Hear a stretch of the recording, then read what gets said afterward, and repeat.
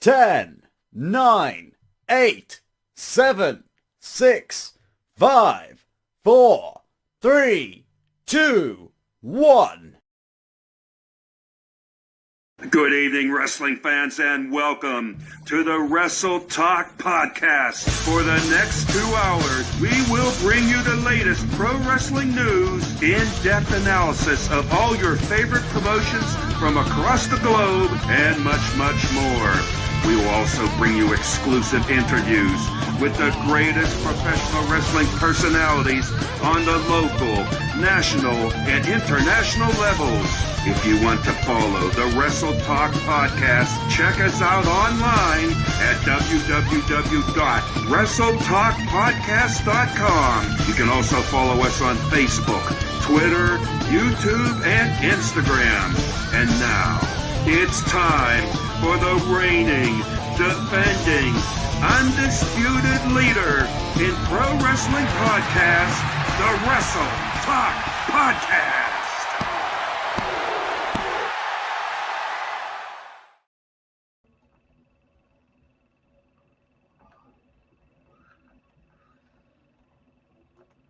All right, good evening, ladies and gentlemen. Welcome to this week's episode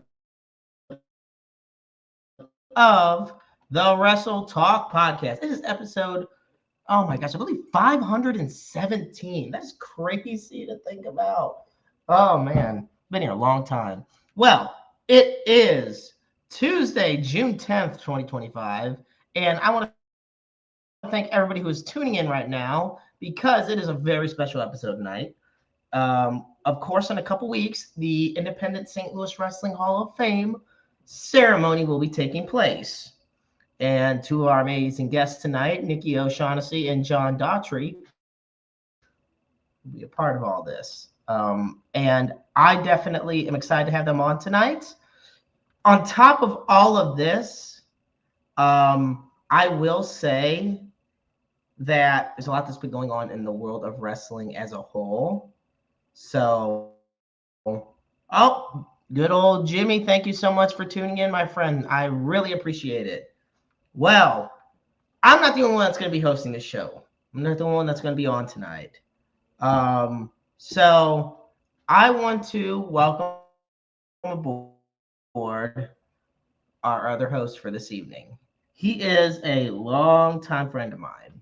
And without him, I wouldn't be where I'm at in life or obviously in my career or in life. And the best part about it is this man is an inductee for this year's class of the Independent St. Louis Wrestling Hall of Fame. Ladies and gentlemen, it is my distinct pleasure to introduce this evening the one and only Luke Roberts. Oh, Jeremy, my friend. It's a great night here on the Wrestle Talk Podcast. We're going to be, a lot of people talk professional wrestling and they talk about great professional wrestling territories back in the day. And tonight, we're not going to look at a particular individual promotion. We're going to look at what many would be considered to be the territory, even in 2025, that is the St. Louis professional wrestling community. Now, I know you and I have had a conversation before, and I believe presently there are 12 different promotions in the greater St. Louis area. And tonight we're going to have an opportunity. Nikki O'Shaughnessy, John Daugherty is going to be here. We're going to talk all things Independent St. Louis Wrestling Hall of Fame. And just to give you a heads up, brother, you didn't put a whole lot of pressure on me. I'm 12 days out from my induction. And I'm going to tell you right now, I got about 172,000 things going on right now. A lot of big things are going to be happening at the Hall of Fame. And again, just to let you know, pardon me, later on this evening, we're going to have information here on the program about how you can purchase tickets, how you can find out more information about the Independent St. Louis Wrestling Hall of Fame. The Wrestle Talk Podcast is a sponsor of this year's Independent St. Louis Wrestling Hall of Fame, and make it a point to check them out. I'm going to tell you right now, tickets are flying out the door, and I'm going to tell you, this is going to be the biggest Hall of Fame ceremony to date. I mean, again, when you look at some of the names, you look at the likes of Mischief, you look at the likes of Steve Sharp, you look at the guys of the Human Wrecking Ball, Pete Madden, right then and there.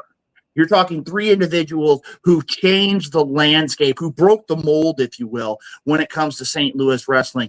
But that's just the tip of the iceberg when you have the likes of Ed Smith, a man who is well known for being at the Wrestling at the Chase, also being in the MMWA, both as a commentator and as an in-ring competitor. Myself, Mark Bland, Frank Reed. I mean, I could go on and on and on and on about this year's Hall of Fame, but we're going to save that for hour number 2. Hang on. So I have to ask you this. As an inductee of this year's class, you just said, and folks, everybody can quote me on this, you said this was the biggest Hall of Fame class yet. So I'm going to ask you this. How does it feel to be a part of that, of something that big?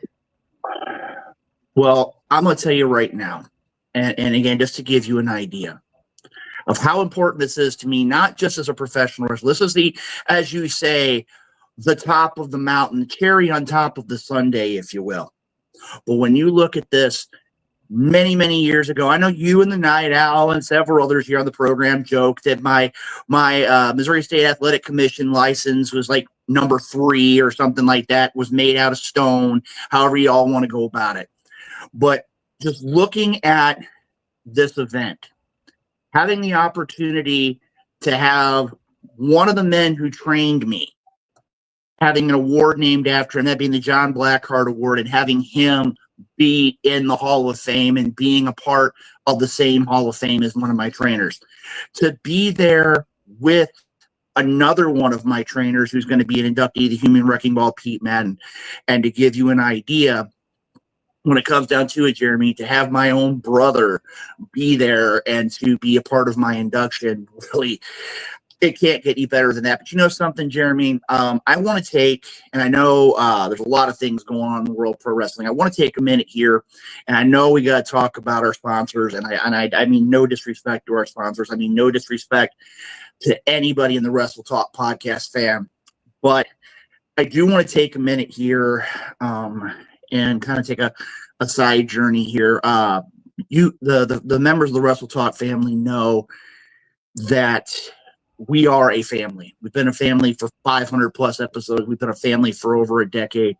We've been around for our good times and our bad times. And I just want to let the Wrestle Talk podcast family know, many of you from many of the episodes here, the Wrestle Talk podcast, have had the opportunity to join our broadcast colleague, the voice of Dynamo Pro Wrestling, one of the voices of CHWA, the one and only Big Sexy Chris Rodell. I want to take just a minute and extend a very heartfelt, we're in your thought, you're in our thoughts and our prayers this evening. I know that they're trying to keep things as low key as they can.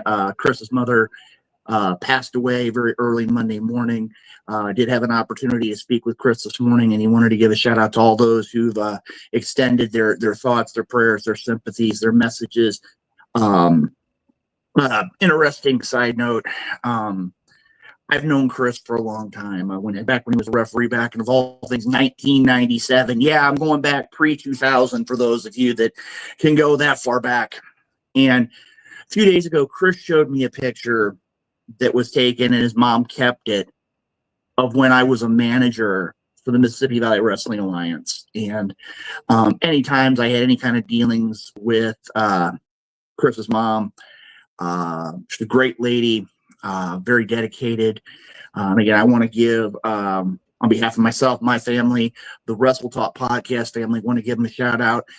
Give us family, let us know, his family know that we're thinking about them. And like I said, he wanted to again say thank you for all the well wishes that have been sent to his family. But just wanted to give him a shout out before we got too far along this evening. Just to kind of show him. And again, the Wrestle Talk podcast family always delivers. And again, just want to give him a shout out. Now, with that being taken care of, we need to go ahead and take care of our sponsors. And I'm going to go ahead, since I'm on a roll, let's go ahead and put up our sponsors here on the screen, without whom the Wrestle Talk podcast does not exist each and every episode here on the program. And again, want to give a shout out to all of our great sponsors, without who the Wrestle Talk podcast. Consideration paid for by the following. As we look at it right here, the Retro Zone, Painter's Dream Productions, home of One Big Daddy P, the Independent St. Louis Wrestling Hall of Fame, which you can check on Sunday, June 22nd. You can check out later on here tonight on the program. The Interstate 70 Sports Media, Little Popeye Design, home of a great Wrestle Talk podcast number. There aren't too many left, so you need to get those as quick as you can. Doomed Outfitters, the WDWA, the World Domination Wrestling Alliance, and the FWWC, the world's premier fantasy wrestling group. And Jeremy, I'm going to go ahead and give a shout out right here. If you follow the Wrestle Talk podcast and you enjoy the Wrestle Talk podcast, you need to check out every other Tuesday night right here on this media stream is WDWA Elevation. It's a great show. I had an opportunity to tune in last week. They got a lot of great things going on. Make it a point to check them out because again, they're a new show, but they're really picking up steam here. A lot of great wrestlers come on the program, bring you up to date, especially if you're in the greater West Virginia, Carolina area.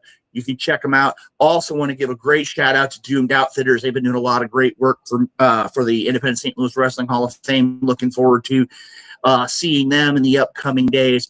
Now, Jeremy, you know what's next. As the Night Owl says, we got to keep things official like a number 2 pencil here on the program here tonight. So before we get too much farther along, I want to go ahead and I want to pass things over to you so we can take care of paying our proper respects to those who make sure each and every week we can do what we do right here on the Wrestle Talk Podcast Network. Oh, man. Am I really going to have to introduce this? Why, yes, all right, folks. All right. Now I'm going to tell you something. I was at the Battlehawks game, and the lady who sang it, well, her microphone was off. What I'm about to play, I wish her microphone was off during this. Everybody, please remove to the greatest country in the world, maybe only behind Sweden, and that's America.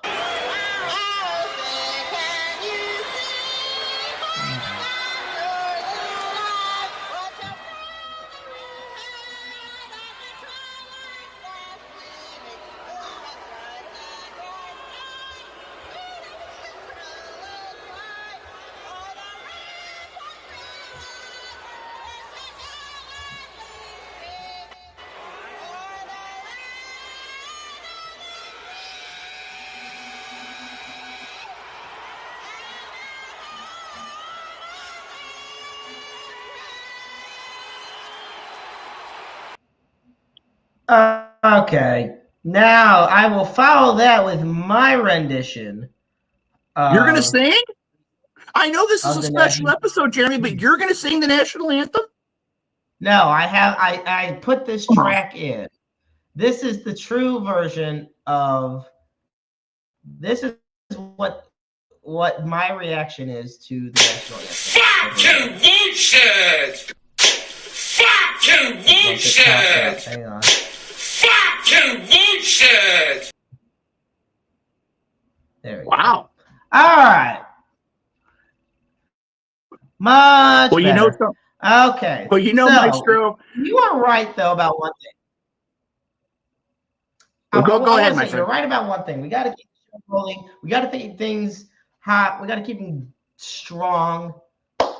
And like I said before I introduced you, there's a lot to talk about in the world of wrestling in general. So I don't know about you, but I think we should get into our high spots. Now, there's only one proper way we do that.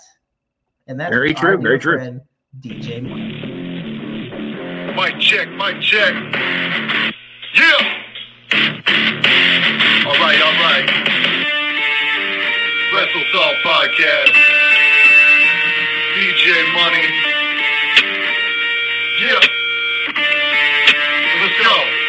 Welcome to High Spots, where we pop news like lamb chops. We dog shop, coming through the screens of a laptop. And non-stop like I'm running speeches of blacktop. We hit hard like chair shots and backdrops. Like a spark flash, look like a belly flop. Now that's hard. We up to speed while they stay slow. Wrestle Talk Podcast, now they know we about to start the show.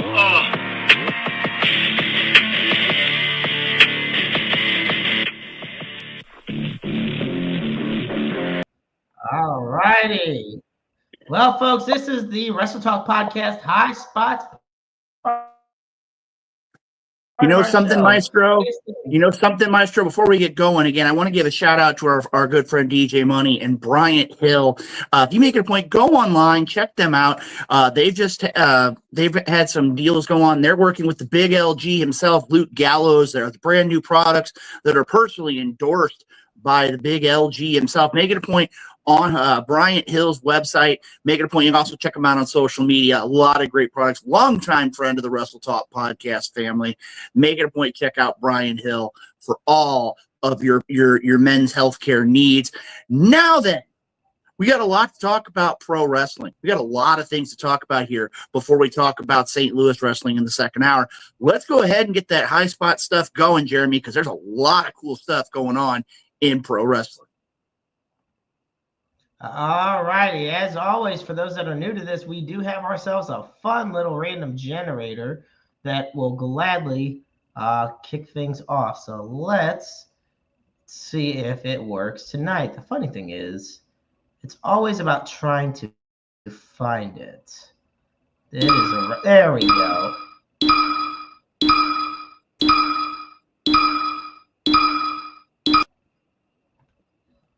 All righty. What is our first one? Ooh. Okay. Going to our great friends over at MLW for our first question here. Premiere in MLW.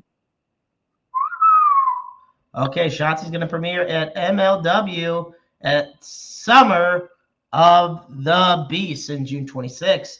What are your thoughts on this move? Luke, let's start with you. Well, I'm going to tell you right now, Jeremy, I had an opportunity to catch their most recent event, War Chamber. And if you haven't checked out MLW War Chamber, make it a point to go on YouTube and check it out. A great event. As our colleague, the one and only, the young lion with the old soul, Gabriel Arsene, our resident MLW expert, has talked about. The biggest thing to look at is the idea. Number one is the idea of, when is Mads Cruel Kruger going to be cashing in his Gravity Games briefcase for a heavyweight championship matchup? The second thing you got to look at is I believe it's at Summer of the Beast. It is signed, sealed, and delivered. Matt Riddle is going to defend the MLW World Championship against Kenta. That's another matchup a lot of people are going to be looking forward to. And is there trouble brewing in the stable of the Rogue Horsemen? BRG openly slapping Brock Anderson. As we well know, you don't push around, you don't talk trash, you don't smack an Anderson in the face. And he got dropped right on the top of his head with a DDT. Definitely problems in the camp of the Rogue Horsemen. Now, going back to the original question, Shotzi and MLW. My statement here is yes, yes, yes, yes, yes. It's one of those things in professional wrestling, and again, that's a shout out to 2025, is there are so many great promotions that are available. And when you look at it, when you look at WWE, you look at TNA, you look at AAA, you look at Evolve. When you look at AEW, they've got CMLL and Ring of Honor, among others. Shotzi being released and going to MLW, she's still got a lot of good years behind her. She's still got a lot of good years ahead of her. And I think right now, when you put her in there with the likes of a Demi Exo, the Big Kaiju, among others, this is going to be a huge benefit to MLW. And I got to say, it's one of those things, WWE didn't figure like they had anything else for Shotzi. Golden opportunity for MLW to capitalize. And again, If anybody's going to walk away, my opinion, the winner in this deal, it's going to be Shotzi and MLW. Maestro, your thoughts on Shotzi and MLW? All right, I'm going to get quick to the point. I think this is a great move for MLW, especially because I want to see Shotzi versus Shoko Nakajima.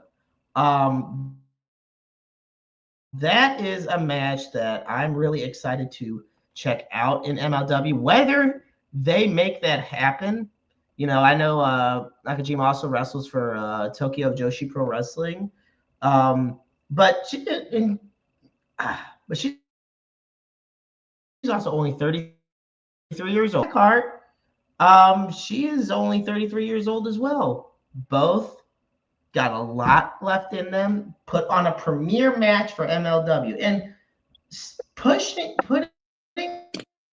a former WWE star on a summer show, not just because it's Summer of the Beast, but just putting them on a summer show is a great opportunity to showcase to a wider audience and showcase her debut. And I think it's a great boost for MLW. Totally agree with you, Maestro. Like I said, we got plenty more to go here. I'm going to tell you right now a couple of the questions that I threw into the think tank that we talked about last week. We're getting things ready for tonight's show. There's a couple of them in here. You're going to hear Luke Roberts in rare form. Let's go ahead and go to the next question with the randomizer because I'm just hoping that one of my questions pops up here tonight. I really am. All righty. Our next question. Let's see what it is.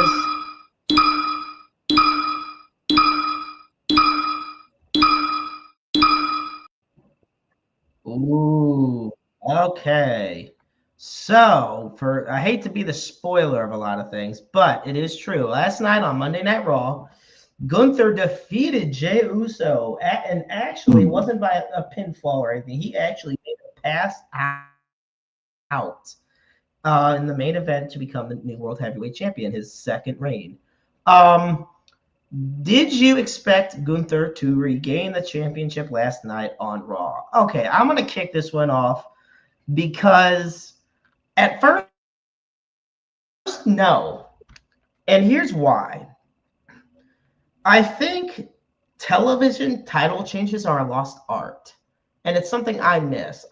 Because it made you always want to tune in every week. Not saying I don't want to tune in to Raw and SmackDown every week or NXT, but there's just something about it when constantly title matches and in a count out or disqualification or the champion retained. Like there's just not much of a variety.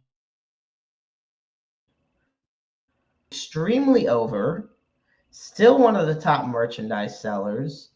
The fact that my 15-month-old daughter, still loves doing yay.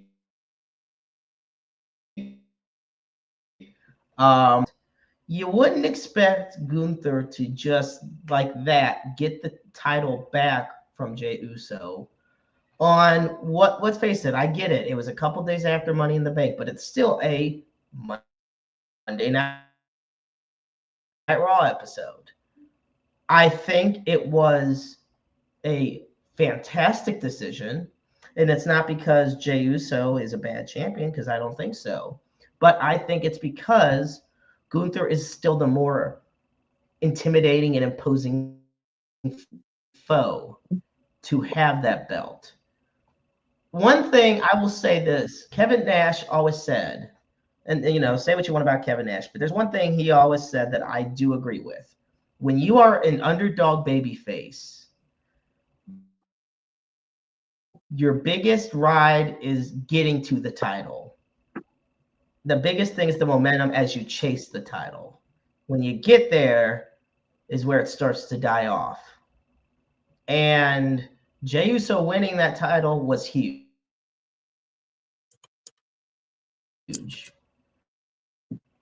And as beloved as he is, he's still kind of tapered off as far as a champion goes, in my opinion.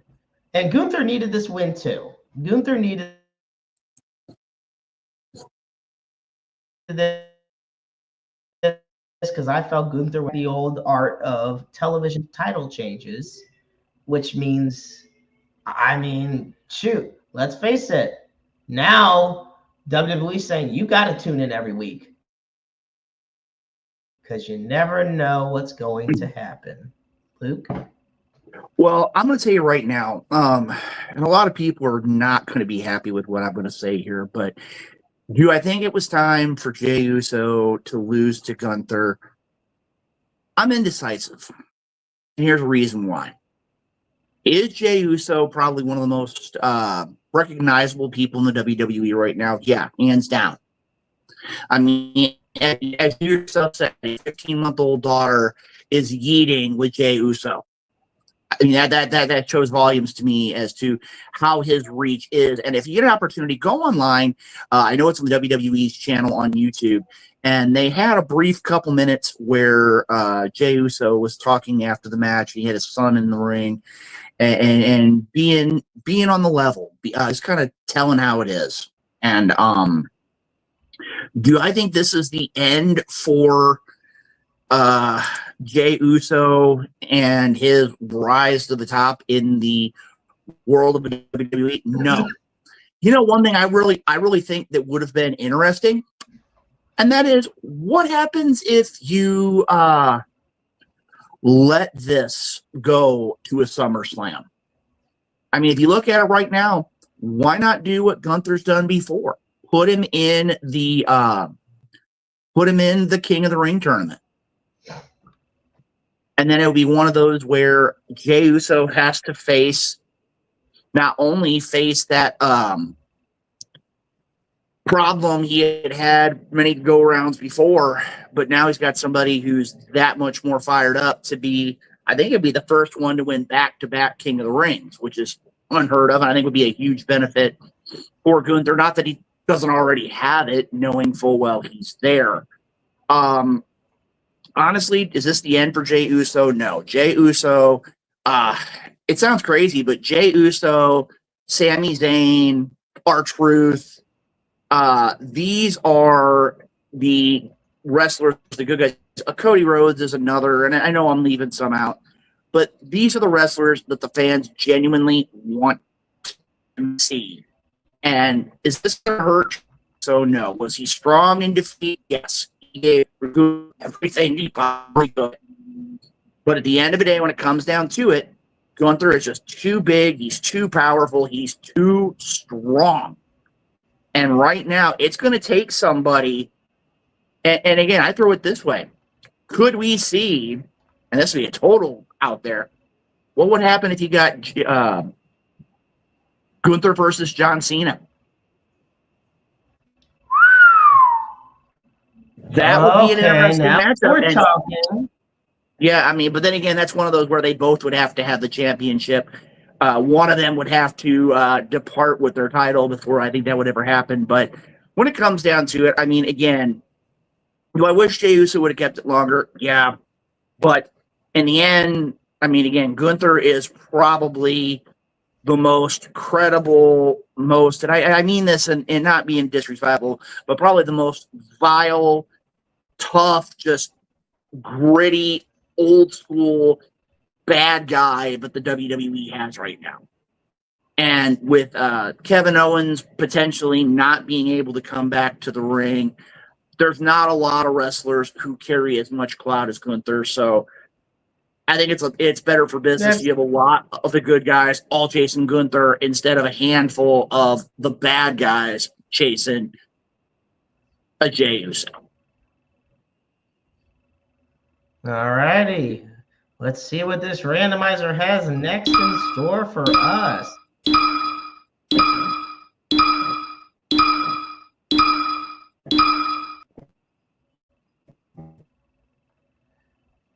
Ooh, okay, okay. Mariah May has officially arrived in NXT from AEW. What do we expect from her? Luke, just what in the hell do we expect from Mariah May? I'm sorry to say this, but I'm just going to level with the viewers. Is she a good in-ring competitor? Yeah. But I don't know right now if Mariah May fits into the scheme of the WWE.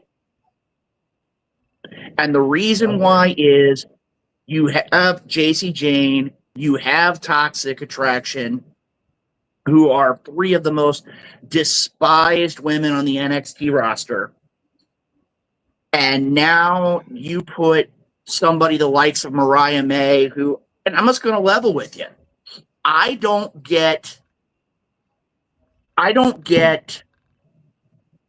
the visions and the image of her match with Toni Storm, that Hollywood street fight, Hollywood ending match, whatever it was called in AEW, and how she basically on many occasions left Toni Storm laying in a pool of her own blood. I don't think right now as it stands, I know the fans love it because, oh wow, she left AEW. Well, you know something though? There's a better time for it. I think it would have been much more of a deal if she would have immediately went to the main roster. But right now, I think NXT, she's going to be spinning her wheels. I don't think we see the true Mariah May that we know that she's capable of until she can come to the main roster. That's just my thought. Jeremy, your thoughts? You know, I'm glad that Mariah May did not go to the main roster right away, because a lot of times when people go straight to the main roster from a promotion, it does not usually end well. I also think NXT has a great women's division, and yeah, Mariah May fits in. Like, now, this is my thing as well in all of this. She is incredibly talented, and with her character and her embodiment and persona, I think it's really good as well. But I do think I only thing I disagree with is the fact, or is your point of maybe starting in the main roster, because I would rather her start in NXT and work her way up than start in WWE on the main roster and work her way down. Because as great as NXT's product is, people still look at it as a rating downgrade, if you will. Even if the wrestling's better, you know, and everybody's opinions here and there on it. But I think she'll do great. For years to come, I think she'll be a big part of the women's division. But as a bona fide champion, I'm not sure. Well, Jeremy, I don't know if she, like.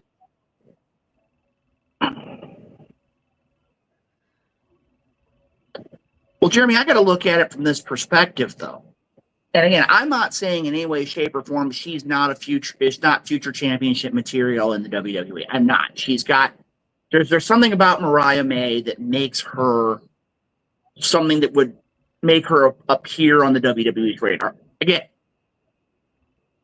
But she's already not only in a stacked NXT women's division, but she's also got, I mean, I think her reputation right now precedes her.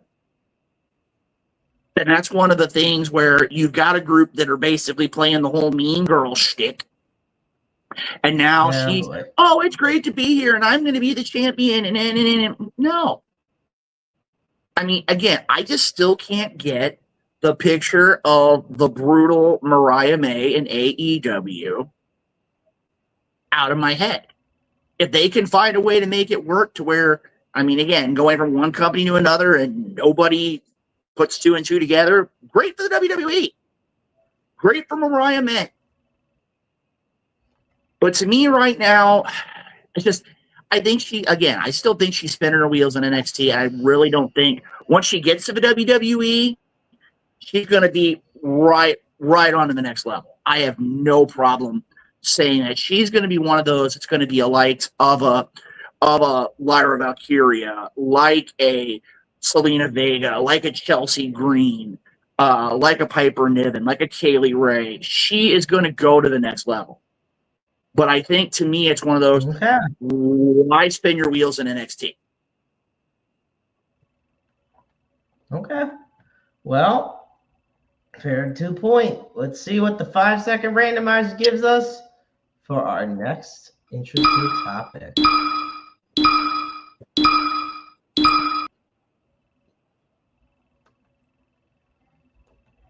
All righty. On a scale of 1 to 5 super kicks, 1 being absolute terrible and 5 being amazing, how would you rate Worlds Collide?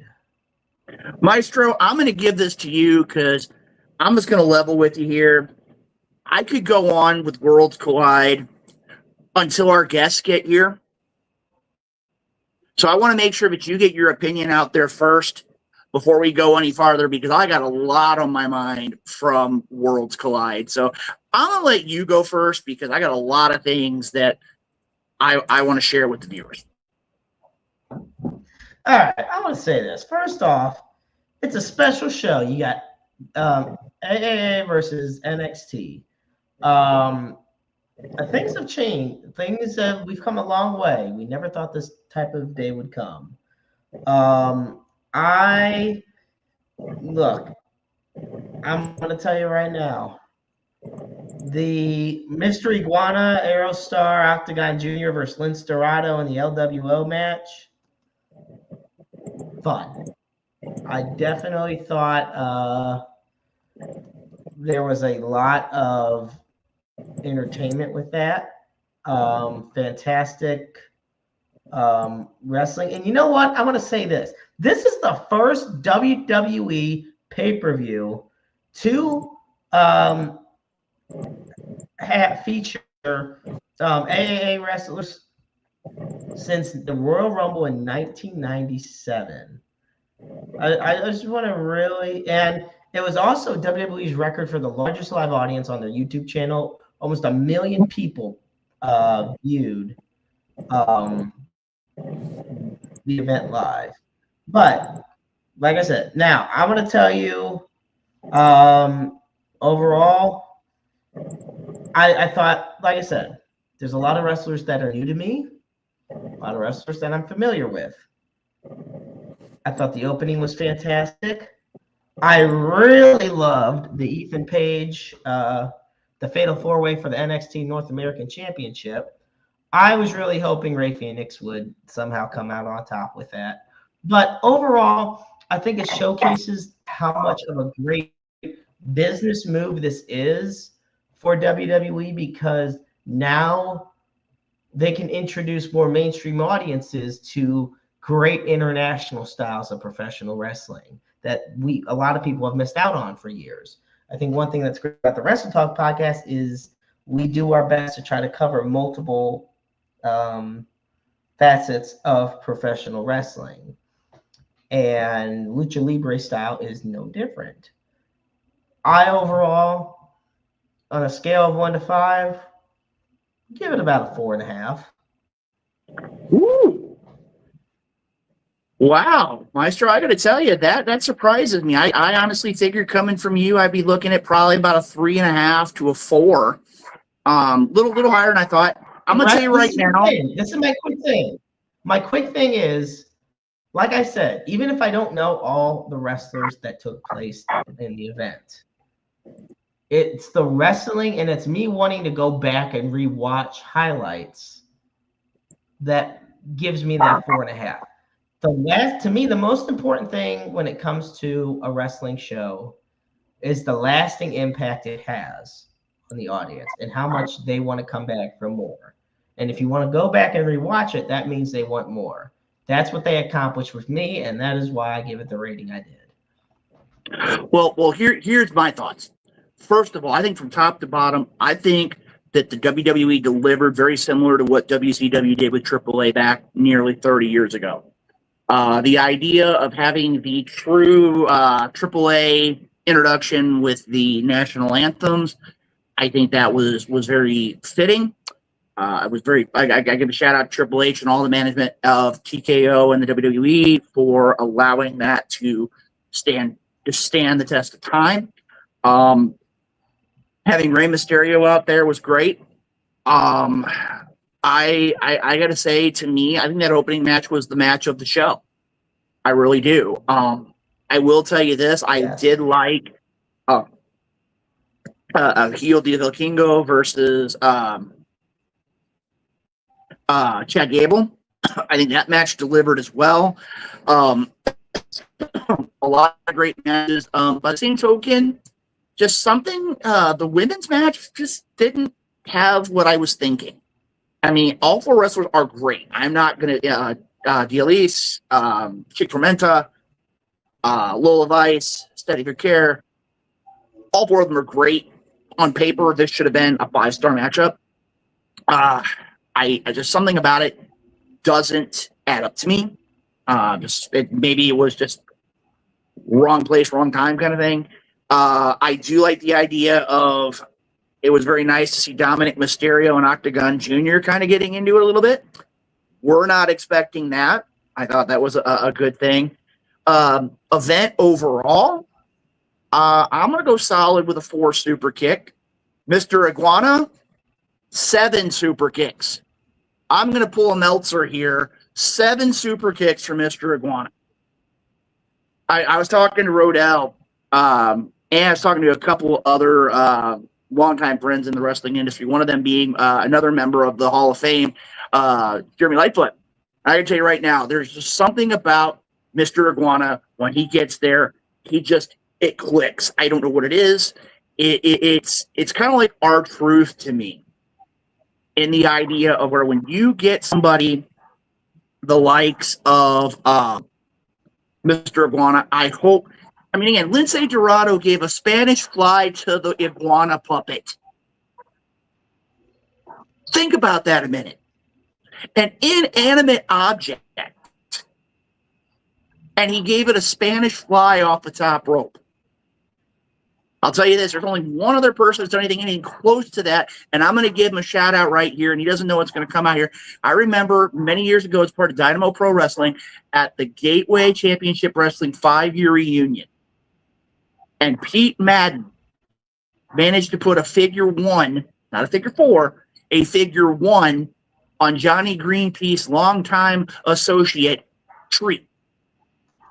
And the crowd went crazy. And I'm going to tell you right now, Mr. Iguana, if the WWE, and again, I hope it's not the case, but if the WWE does not snatch him up and do something with this man, they are missing everything.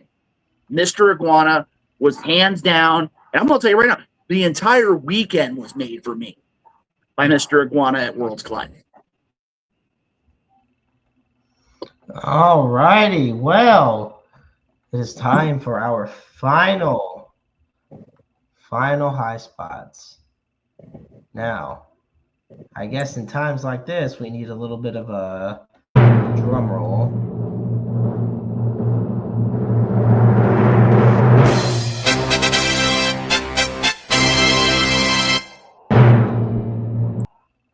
All righty. It is time for the one and only one that we've all been waiting for. Let's face it, you all wanted to talk about it. Now, Ron Killings has returned to WWE, formerly known as R-Truth, despite being released just a few days ago. Luke, just answer me this.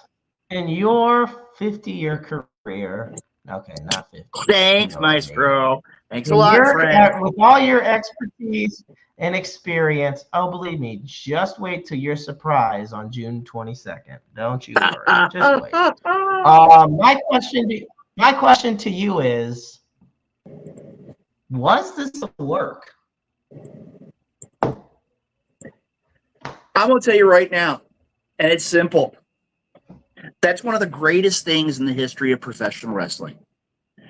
In this day and age where everybody wants to go and they want to grab their little keyboard and they want to make it a point, oh, I got to type about this on the internet. I got to let everybody know what I think. This was golden. Golden.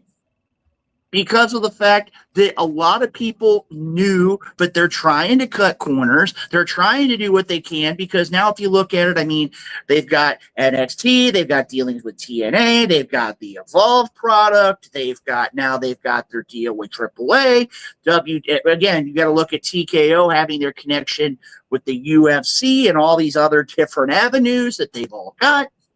I'm going to tell you right now, 5 gold stars to the WWE on this one.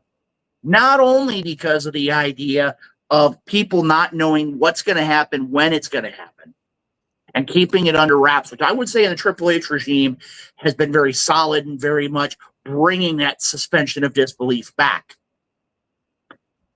But then you looked at Monday night, and I was sitting on the couch, being a fan, as I still am to this day.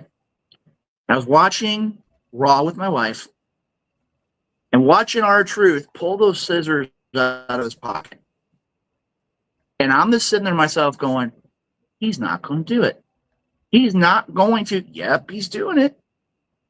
And again, I think it's one of those, seeing this, I dare say, trimmed down, streamlined Ron Killings.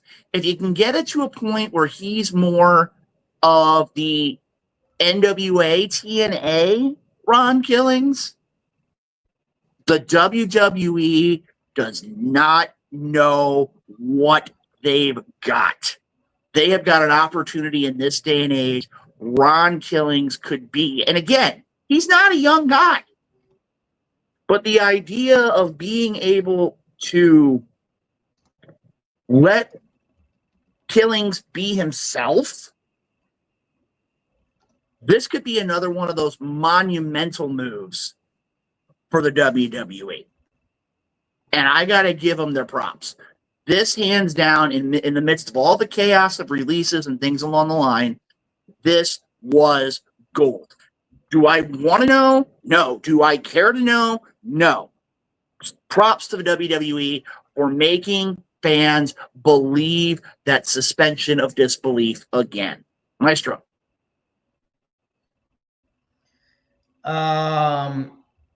Okay. I'm going to say this.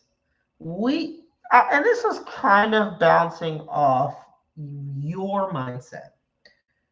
All we ever hear from when it comes to wrestling is Sean Ross Sapp, from Uncle Dave, from PW Insider, from Wrestling News, from all these places.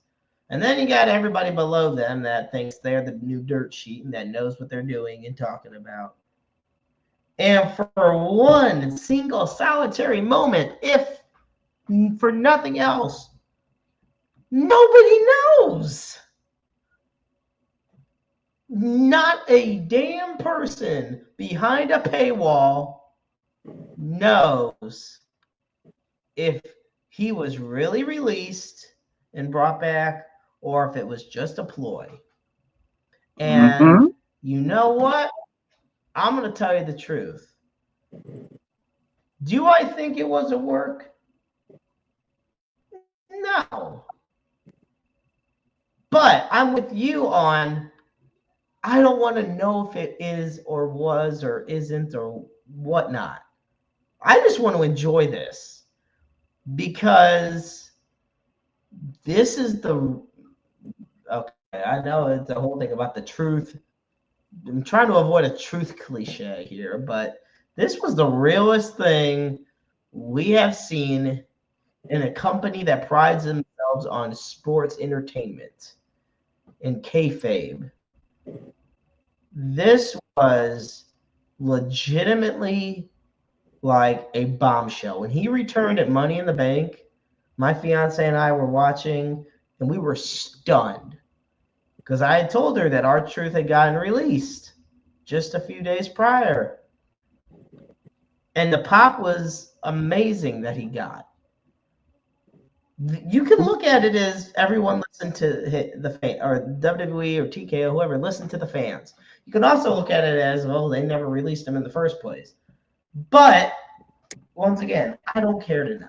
And I'm not gonna. And the only reason I see different articles on these things is because, well, I mean, look, we all follow, insiders. Granted, Jonathan Coachman calling him being considered a reliable source is about as reliable as Vince Russo, but that's beside the point. My point is, this is going to be the final WWE run of Ron Killings. No more K-Quick. No more R-Truth. This is straight up NWA, TNA, Impact, 7-Eleven, 24/7, I-95, Ron Killings.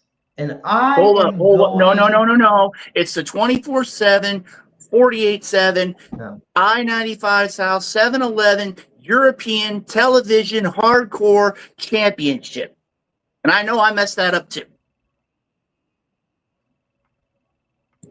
Yeah. Oh my gosh. It's unbelievable. I love it. He's one of my favorites. He makes everything 10 times better being in the company. And I all the stuff the other wrestlers said are real. He is one of the few wrestlers you can't say a bad thing about. So I'm beyond comprehension of if this was a work or not. But just like you, Luke, I don't really give a damn enough to care. I love this. I'm just going to enjoy each moment of it. So that's what I got on this. Well, you know something, Jeremy? I want to take a second here, and I know that the last couple topics are definitely going to be sparking some contact here, and we're going to have Nikki O'Shaughnessy and John Daugherty from the Independent St. Louis Wrestling Hall of Fame here on in just about 7 or 8 minutes. I want to go ahead. Let's go ahead and go to the chat here for a minute. I want to see what our viewers have to say, because there's a lot of things here that are definitely going to be bringing some eyes and some things to people's attention. So let's kind of look back here and see what the viewers have to say. I know there's been a lot of commentaries on this, so let's go ahead and see what our viewers have. And again, remember, hashtag Let's Talk Wrestling, hashtag WTP.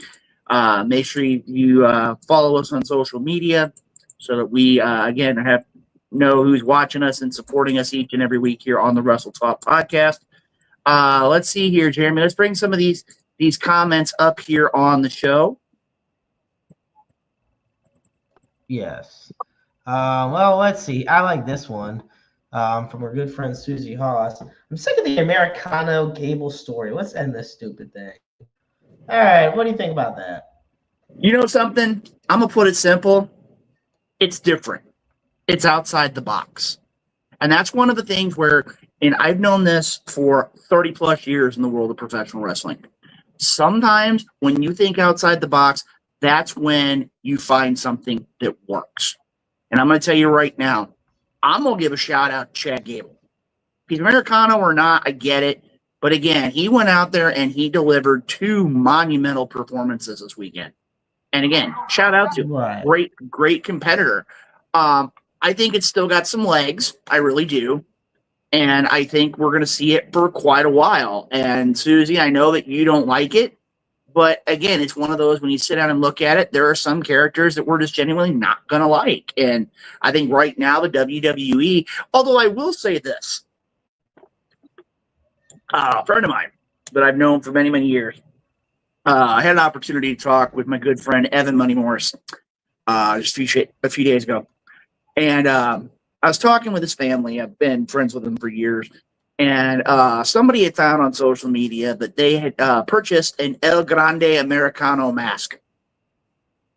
And it comes from the WWE with a label that says Chad Gable on the barcode. So again, it's one of those, when it comes down to it, I know people are getting fed up with it. They're getting tired of it. But I got to tell you right now, when you're thinking outside the box, I mean, again, it reminds me of, and again, it's going to sound completely 2 different points of the world. But remember when the New Day finally brought out Mr. Bootiesworth? Oh, no. And everybody's sitting there looking at it going, did we just go here? And I think that's kind of what we did here with El Grande Americano. It's like, are we going to? Yeah, we just did. So, again, I totally get you, Susie. I mean, again, the other thing I look at, too, is the shout-out. Everybody's, oh, well, he puts that plate in his mask.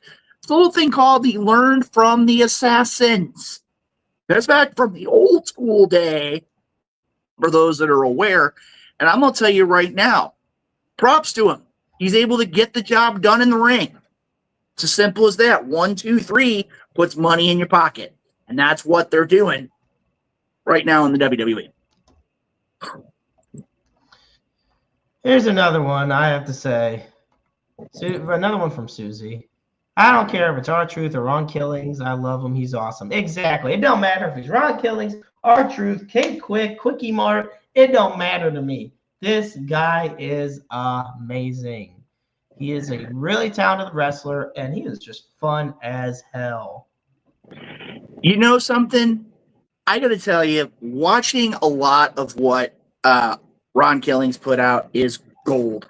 Again, I look at it, the one I always look at is when he and The Miz got the new tag team titles. And he called Triple H Tommaso Ciampa. Oh, yeah, Tommaso Ciampa. Yeah. And when you sit there and you have all these shit, that's the best part. That is the best part. Triple H is like, God, have the mercy. Why we got to do this again? And when it comes down to it, man, Ron Killings has always been great with timing. I mean, he has just been on it. I remember one where it was after they had gone off the air and they were talking about celebrating his birthday and saying he was already 53 years old. And he looks at it and you would never tell just because of his mannerisms and how he interacts with people and things like that. R-Truth, Ron Killings, however you want to call him, right now, I think the best is yet to come with Ron Killings in the WWE. Again, real quick here, let's give you a heads up. Well, we are going to be joined here in just a few minutes by Nikki O'Shaughnessy and John Daugherty from the Independent St. Louis Wrestling Hall of Fame, where they're going to be having their 2025 induction ceremony on Sunday, June 22nd, Andre's Banquet Hall, 4254 Telegraph Road in St. Louis. If you want to pick up your tickets, $30 in advance, $35 day of the event. And again, it's going to be a great time here. Jeremy, before we get too much farther along here, I want to throw this out here real quick. Any other comments that really struck you in the chat here? Because I know we've had a lot of people sharing a lot of information on the program tonight. And again, thank you for sharing your input. That's what makes the Wrestle Talk podcast what it is each and every week. Well, believe me, there are some, and I am not going to share the ones that are on air. But I do want to say thank you to the Night Owl, and Jimmy Harris also said it earlier in the show, congratulating me on my engagement. I am very blessed and grateful. Yes, last Monday I proposed to my now fiance. It was a busy week. Got engaged. Turned 30. Wait a minute, you just turned 30? I know you turned 30 about 30 years ago. Anyway, I turned 30 on Wednesday. Friday night, we celebrated my best friend's birthday and mine. Did some iCombat laser tag. Saturday, we took part in Blogger Day invited by the St. Louis Cardinals. And then Sunday, watched the Battlehawks get their asses absolutely handed to them in the Dome at America Center. Because why not? We're gluttons for punishment. Well, you know something, Maestro? I'm going to throw one out here, too. And while we're talking about things here on the program, I understand the being busy, trying to get things ready for the Hall of Fame and trying to get everything taken care of and get myself in that right state. But again, shout out because next time we come here live on the program, we're going to have an opportunity to talk with another great guest that we do each and every episode of the Wrestle Talk podcast. But it's ironic that the next time that you and I are on the program, I'm actually going to get an opportunity in the next couple weeks to spend some time out in the old Pacific Northwest territory. I'm going to spend some time with the one, the only Morty Lipschitz himself. For those who don't know, Jeff Manning, longtime fan, a friend of the program as well. Also going to go see our friend Bulldog Bob Brown Jr., Stuart Kemp. while I'm out there in the Pacific Northwest. Looking forward to seeing them in the next couple weeks. Going to be out there in the greater Portland area. Got a couple other events that are going to be taking place still yet this summer. It's one of those. Always keep on your social media because you don't know where or when you're going to see the Wrestle Talk podcast out and about, not just here in the St. Louis area, but when you're talking about Kansas City, you're talking about West Virginia, you're talking about Florida, you're talking about the Pacific Northwest, you're talking about all the different places. And again, best way to make it a point is to stay on social media. And I'm going to tell you right now, and hey, that was perfect timing. I'm going to tell you. You broke it. Luke, well, we got breaking news. What is it? Okay. Well, the breaking news is this, and I'm just going to give you a heads up. There are a lot of people that are going to be going into the Hall of Fame. And I'm going to tell you right now, we are doing everything we can. If you haven't bought your ticket, you need to make sure you buy it soon because we're planning on a sellout for this event. But I'm going to tell you right now, we are in talks with the idea of possibly being able to, and again, we're still in the negotiation stages, but we're at least at the table right now of the idea of being able to carry some portion, I will say, some portion of the Independent St. Louis Wrestling Hall of Fame weekend live on the Wrestle Talk podcast and the Essential Enterprises Network. We have been working with the Independent St. Louis Wrestling Hall of Fame to try to get that taken care of. And also, I do have it on very good authority that it's not out of the realms that you very well may be seeing it simulcast on a variety of different networks here throughout the greater Midwestern area. If you're not able to get a ticket, I mean, again, it's not concrete. It's not. But I'm going to tell you right now, it's already, you need to be there. You need to purchase a ticket. You need to be in attendance because it's going to be a landmark event. And before we go to our guests, and Jeremy, are our guests in the green room? Both of them are. We are ready.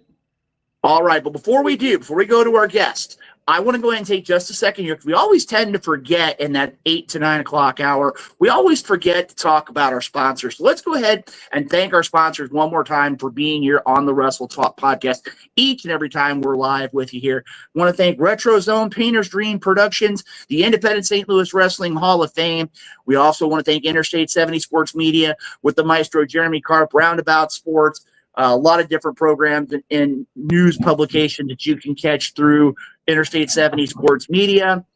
Little Popeye Designs, some of those Wrestle Talk podcast tumblers, Doomed Outfitters, the World Domination Wrestling Alliance, the WDWA, and the FWWC, the world's premier fantasy wrestling group. And again, you want to make sure you're keeping up on social media because if you don't, not only are you not going to keep up with WDWA Elevation, but you're also not going to be able to keep up with the relaunch of FWWC tonight. A lot of great things happening in the wonderful world of the Wrestle Talk podcast, the FWWC, and WDWA. A lot of great things going on. Now, Jeremy, we've got the little ticker with all of our great sponsors going across the bottom, but you know something?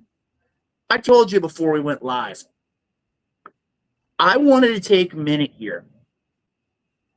And this is strange for me because you and I have been broadcast colleagues for far too many years.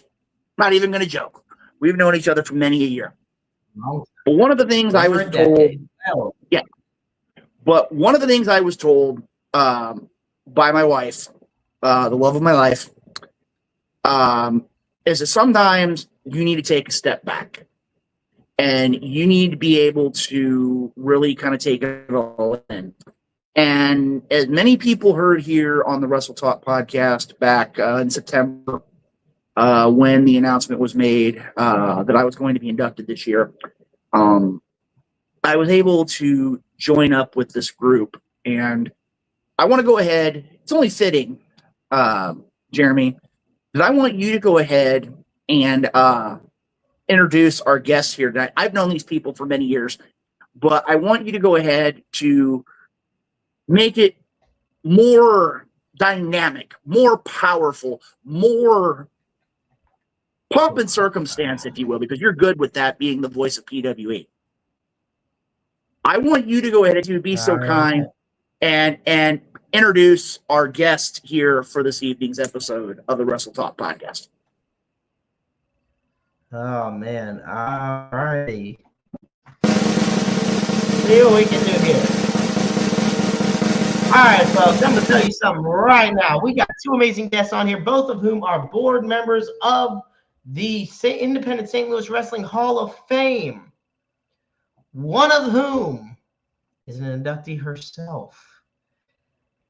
Both longtime members of both MMWA champions, and on top of all of that, pillars of the community here in the Gateway City.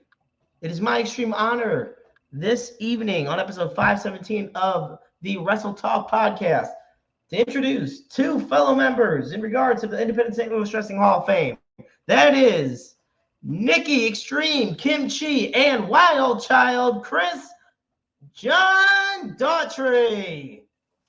Hey, thanks for your introduction, Jeremy. You know something, Jeremy?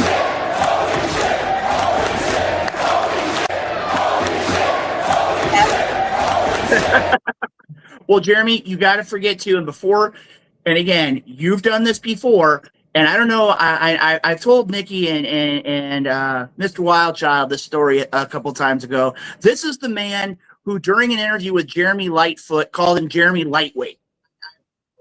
So I'm just going to warn you, give you an idea. You don't have one Hall of Famer. You got two Hall of Famers here. Wildchild is a 2023 inductee, and Extreme Kimchi 2024 inductee. And, of course, Jeremy's going to bring forth his soon-to-be, I want to say, a 2045 inductee to the Hall of Fame. Now, guys, I want to go ahead. We're going to talk Hall of Fame here, but I want to bring one question out here. And I know for a fact all three of us grew up in under the learning tree of the South Broadway Athletic Club. All three of us spent plenty of time in the hollow grounds of the South Broadway Athletic Club. We were talking right before you two came on the air, talking about the whole situation with Ron Killings and talking about the idea of the suspension of disbelief. In your opinion, I know that everybody said, oh, he's been let go. He hasn't been let go. He appears, he disappears, he does all this stuff. What are your thoughts about the current situation with R-Truth? Is it something where you think it was supposed to happen? It's not? Do you care about the suspension of disbelief?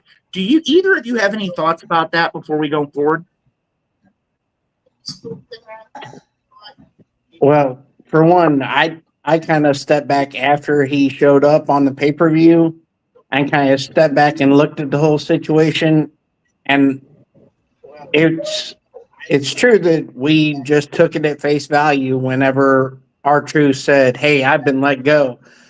I'm no longer with WWE. WWE didn't say anything like, we wish you well on your future endeavors or anything like that. And they do that for every release that they do. So I bought into it hook, line, and sinker myself, until he showed up on the pay-per-view, and I stepped back and I was like, I think I got worked.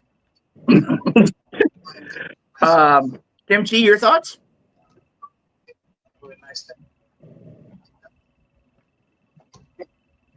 On here, man. All right. Yeah, well, I'm just curious to see what's going on because it's seems like a big setup to me for draw more viewers, more fans, and it's a segue. Something bigger and better coming along. Very, very true, guys. Very true. Now, for those that aren't familiar with the two of you, and again, I want to give a little bit of background. I don't want to take. A little bit of background. I don't want to take a lot from you now. Wild Child, you yourself, multiple championships in the MMWA. You were a member, if I'm not mistaken, of the 4-play stable. If I'm not mistaken. Yep. Can you give the viewers of the Wrestle Talk podcast just a little bit about what your contribution was to the world of professional wrestling here in the St. Louis area? Well, I was brought up I was in the last class pretty much of the old school training, which I am very thankful for. And I was brought under tutelage of, say, John Blackheart, Danny Boy, Philly Blunt, and they had formed a group called The Connection, and I was brought into that, and I felt extremely honored to be, with these legends, but it wasn't the right fit for me. So I had to go out and find my own group, and that's how I found Chris Knight, Ace Strange, Tara the Irish Terror, and we formed Foreplay. And from there, we just kind of ran roughshod over the MMWA and the SICW for a while. Very true. And again, if you get an opportunity, there's not a lot of footage out there. I know there's some more that's been popping up here in the last few weeks. There was a time, and again, this was, I want to say late 90s, early 2000, when you talk about the Foreplay faction, that it wasn't uncommon to see all of the members holding championship gold. And it was really, I mean, again, for the time, we kind of have that time period from the Connection to Foreplay. I mean, there's not really been a lot of factions in the history of Broadway since Foreplay, and that really stands to show what Foreplay, yourself, Chris Knight, Terry the Irish Taylor, Ace Strange, what your work in the professional wrestling industry brought forward to the St. Louis area. Now, Kimchi, in your case, you're a former women's champion. For those that we have a lot of women viewers. I mean, you heard earlier on Susie Haas having a lot of comments here earlier on this evening. Can you give us a little bit about your time in the world of professional wrestling? Yeah, it was really interesting. I was a spectator to start, never really thought about being a wrestler myself, although I grew up watching it with family. It was ingrained in me from an early age. Like Junkyard Dog was an idol of mine. That's the time when I started watching it. So I was best friends with Christy Wilson, and her brother was the Amish Warrior. So we would go see him every month. And he called me up one day and he said, "Hey, we're slim on the ladies. Would you like to come down?" And I'm like, nope, did not want to come down. But, you get in the ring and everybody there was so welcoming and so awesome and patient with me and trained so hard with me, taught me the ropes. And, you take one bump and that's it. We would still get in and take bumps today. Who knows what if we could walk the next day, but it's in your blood. It's part of you. And as I heard you mention at the beginning of the show, and it's been one of my biggest themes, we've become family. These people, we've babysat each other's kids, been in each other's weddings. It goes far beyond just the ring. Very true. Very true. Now, Jeremy, I'm a level with you. You always give me a ton of grief. You and the Night Owl both, and Arsene and Hosh, you all give me grief about how long I've been here. He's saying now that I've been around wrestling since like 60 years ago.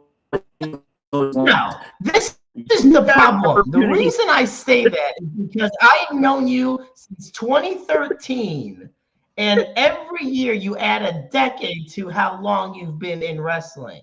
Okay? You were in wrestling 30 years in 2013.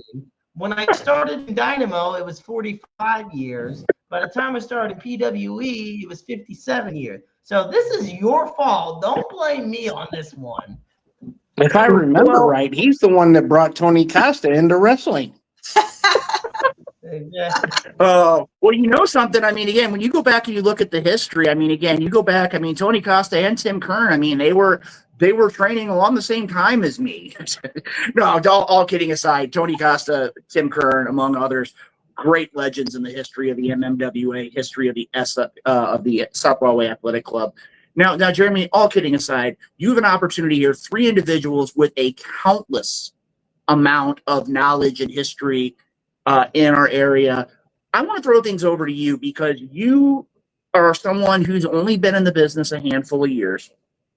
And you, I mean, again, you cut your teeth. You've been with several different promotions. You've commentated, you've announced, you've done a lot of different things. I'm going to go ahead and throw things over to you here because, again, you don't get an opportunity too often. And again, I want to say thank you to the Independent St. Louis Wrestling Hall of Fame for giving the Wrestle Talk podcast this opportunity this evening. Maestro, you can go ahead and ask away.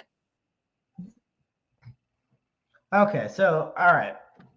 Kimchi, I'm going to kick things off with you. So, when you became a member of the board at the Independent St. Louis Wrestling Hall of Fame, did you feel any sort of pressure or any high standards to withhold for the sake of future inductees in the hall? Absolutely. I just remember what it was like to be inducted last year and thinking about all of the hard work and the time and dedication it took behind the scenes to actually put this organization together and what it takes to pull it off every year. How much that meant to me that there are people out there that want to recognize the hard work and dedication, time we've spent away from family, spouses, kids, and everybody sacrificed for us to have the time in wrestling that we have. So it was such an honor for me to be able to be a part of this board. And I do feel like there's extremely high standards set. You know, Jim Harris is our president, and he has made this just bar none the top Hall of Fame that you could possibly be a part of, especially because it spans against so many independent organizations. So it's extremely special, important, and means everything to me to be able to give back to other people who, so many people are getting inducted this year who I watched and, you know, just I watched what some of the people getting inducted did as far as their training, their career, and what it meant to me coming up in wrestling. So I can't wait to have this opportunity for our induction ceremony so we can give back and honor those people as well. You know, it's interesting because, yeah, you are a former MMWA Women's Champion and a SICW Women's Champion. Do you think that besides being a multi-time Women's Champion, what contributions do you feel you've been able to pass on to the independent St. Louis area in regards to professional wrestling? I appreciate that question because that's actually one of the most fun things for me was, you know, after matches, these little girls would come up to me and say, can you sign this for me? Can you sign that for me? Like, this is so cool that you're doing this and I want to be like you. And having the opportunity to tell little girls that this is what you want to do, honey, you can do it. And whatever you want to do, you can do it. Just work hard. But having an impact on little girls' lives and bringing joy and happiness to everybody that comes out, I really enjoyed that impact that I had affecting people in positive ways. Wonderful. John, I want to pass it on to you because I want to ask you, you know, you always say often imitated, never duplicated. What is to you the biggest way to stand out in professional wrestling, especially in today's age? Well, when I was growing up and watching wrestling, it was more about characters, you know, clowns like Doink and the gobbledygook and stuff like that. And it's lent itself more credibility now that they allow the wrestlers to be more like themselves. And that's what you have to do. You have, for whatever gimmick you have, you still have to bring yourself out of that character. You have to put yourself out there and show parts of yourself that are vulnerable and, you know, that the crowd might turn against you. They might love. It's really, you just have to put yourself out there. And that's a big part of today's characters now. Do you think the industry is more success, not so much, I mean, I guess you could say maybe from a financial standpoint, but do you think the industry is has benefited more or been hindered more by the fact that kayfabe is not really a relevant part of the industry as it was, say, 20 years ago? I know this is it's a touchy question, especially coming up with the unscripted program that they're putting on Netflix, because everyone's like, oh, that's pulling the curtain back too far. But in all honesty, the fans know that it's not 100%, balls to the wall kind of, putting yourself right there. And it's not exposing the business so much as it's just letting them know exactly how much we put into the business. How much it's not just we show up at a locker room that night and wrestle and then go home. There's a lot more that goes into it. There's the training, there's, where your character's going to go, there's how other people have their matches that night. There's a lot that goes into it, and it's good that the fans see that it's not just a show up for 10 minutes and that's all your job is. Absolutely. This question I'm gonna ask. You know what? Like I said, Luke, I've known you a long time. I don't know if I have, it probably was a while ago, if I've asked you this question, but I'm gonna ask all three of you. And John, I'm gonna start with you on this. Okay. What have you done, or what would you do if somebody comes up to you and says professional wrestling is fake? Yeah, that tends to draw the ire of any wrestler, really, any performer, any stagehand, anybody that even commentators. If you come up and say that what we're doing isn't real, then you don't really understand professional wrestling. You don't understand what it takes to, go through the training, to go through, learning how to talk on a microphone, learning how to play the crowd up or bring them back down. There's so much that goes into it that it's not as simple as, oh, he's just a wrestler. It's fake. It doesn't hurt.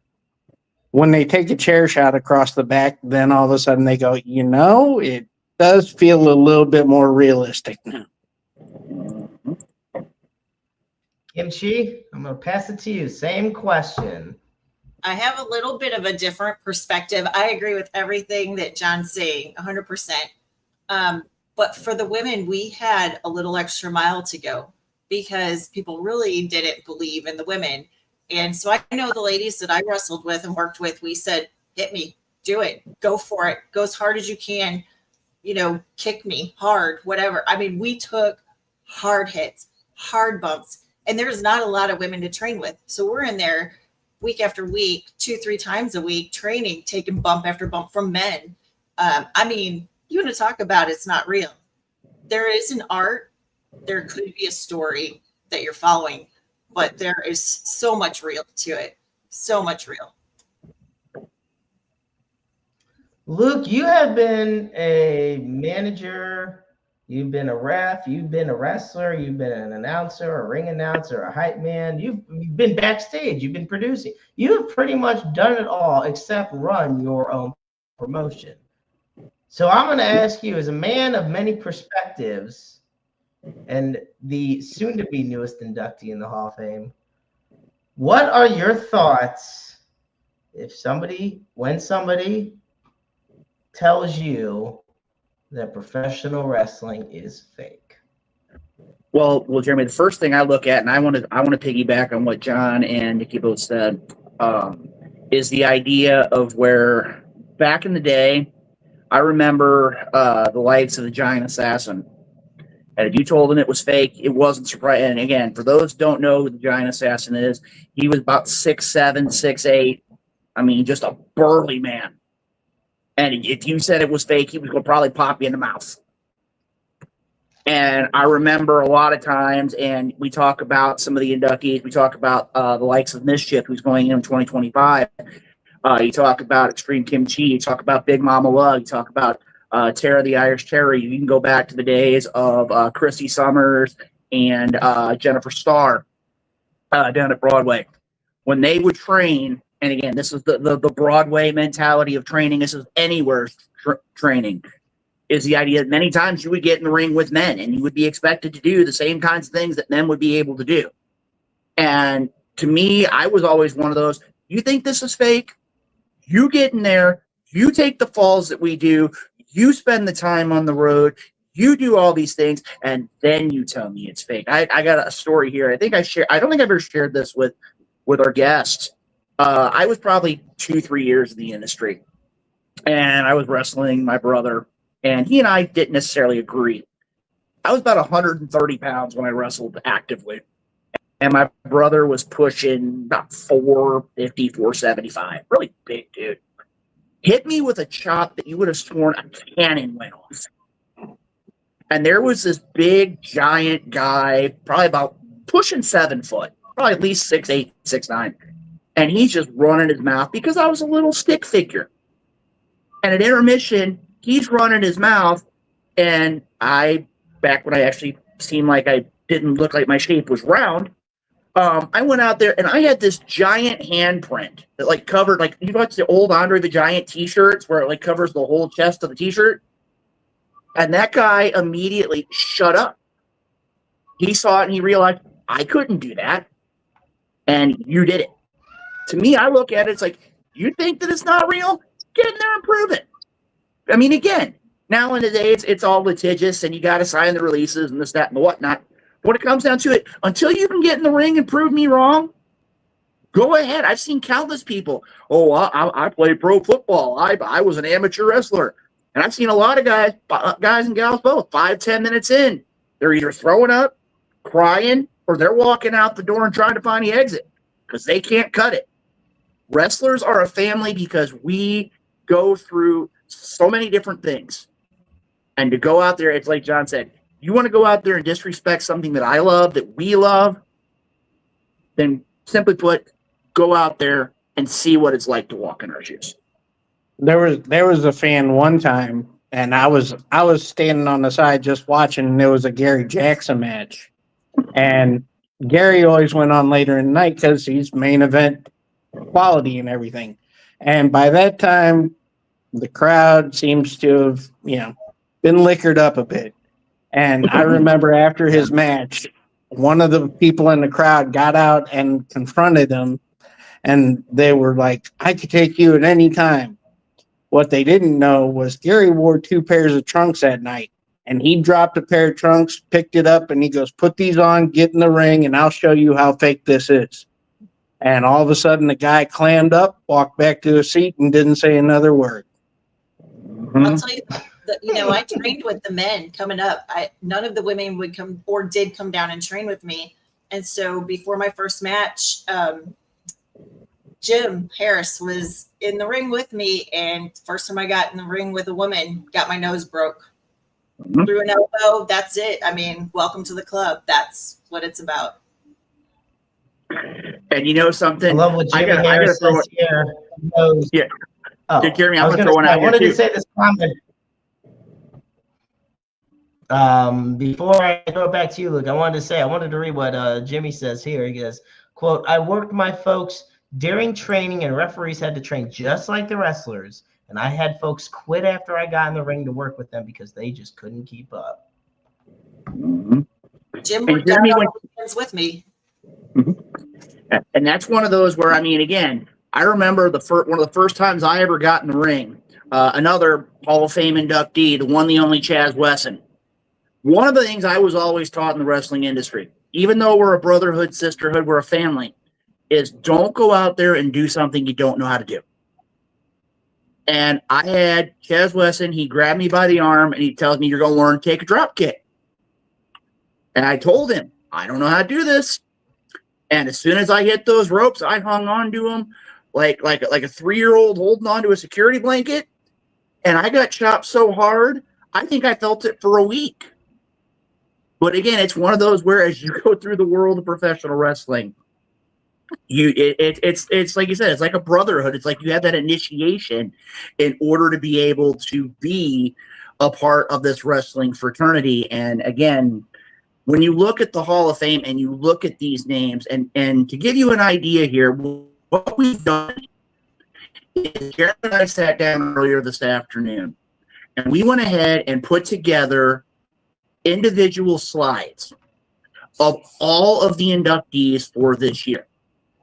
And what we're going to do is we're going to take a minute here and we're going to talk about each inductee, because I know for a fact some of us don't have as much connection with others. No pun intended there, Mr. Wildchild. But when it comes down to it, having some of these bonds with some of these individuals, really, I mean, again, that's the kinds of things to me that make them stand out as Hall of Famers. So, Jeremy, if you'd be so kind, let's go ahead and let's throw them here. We've got them all. Go ahead and throw up the first graphic here on the screen.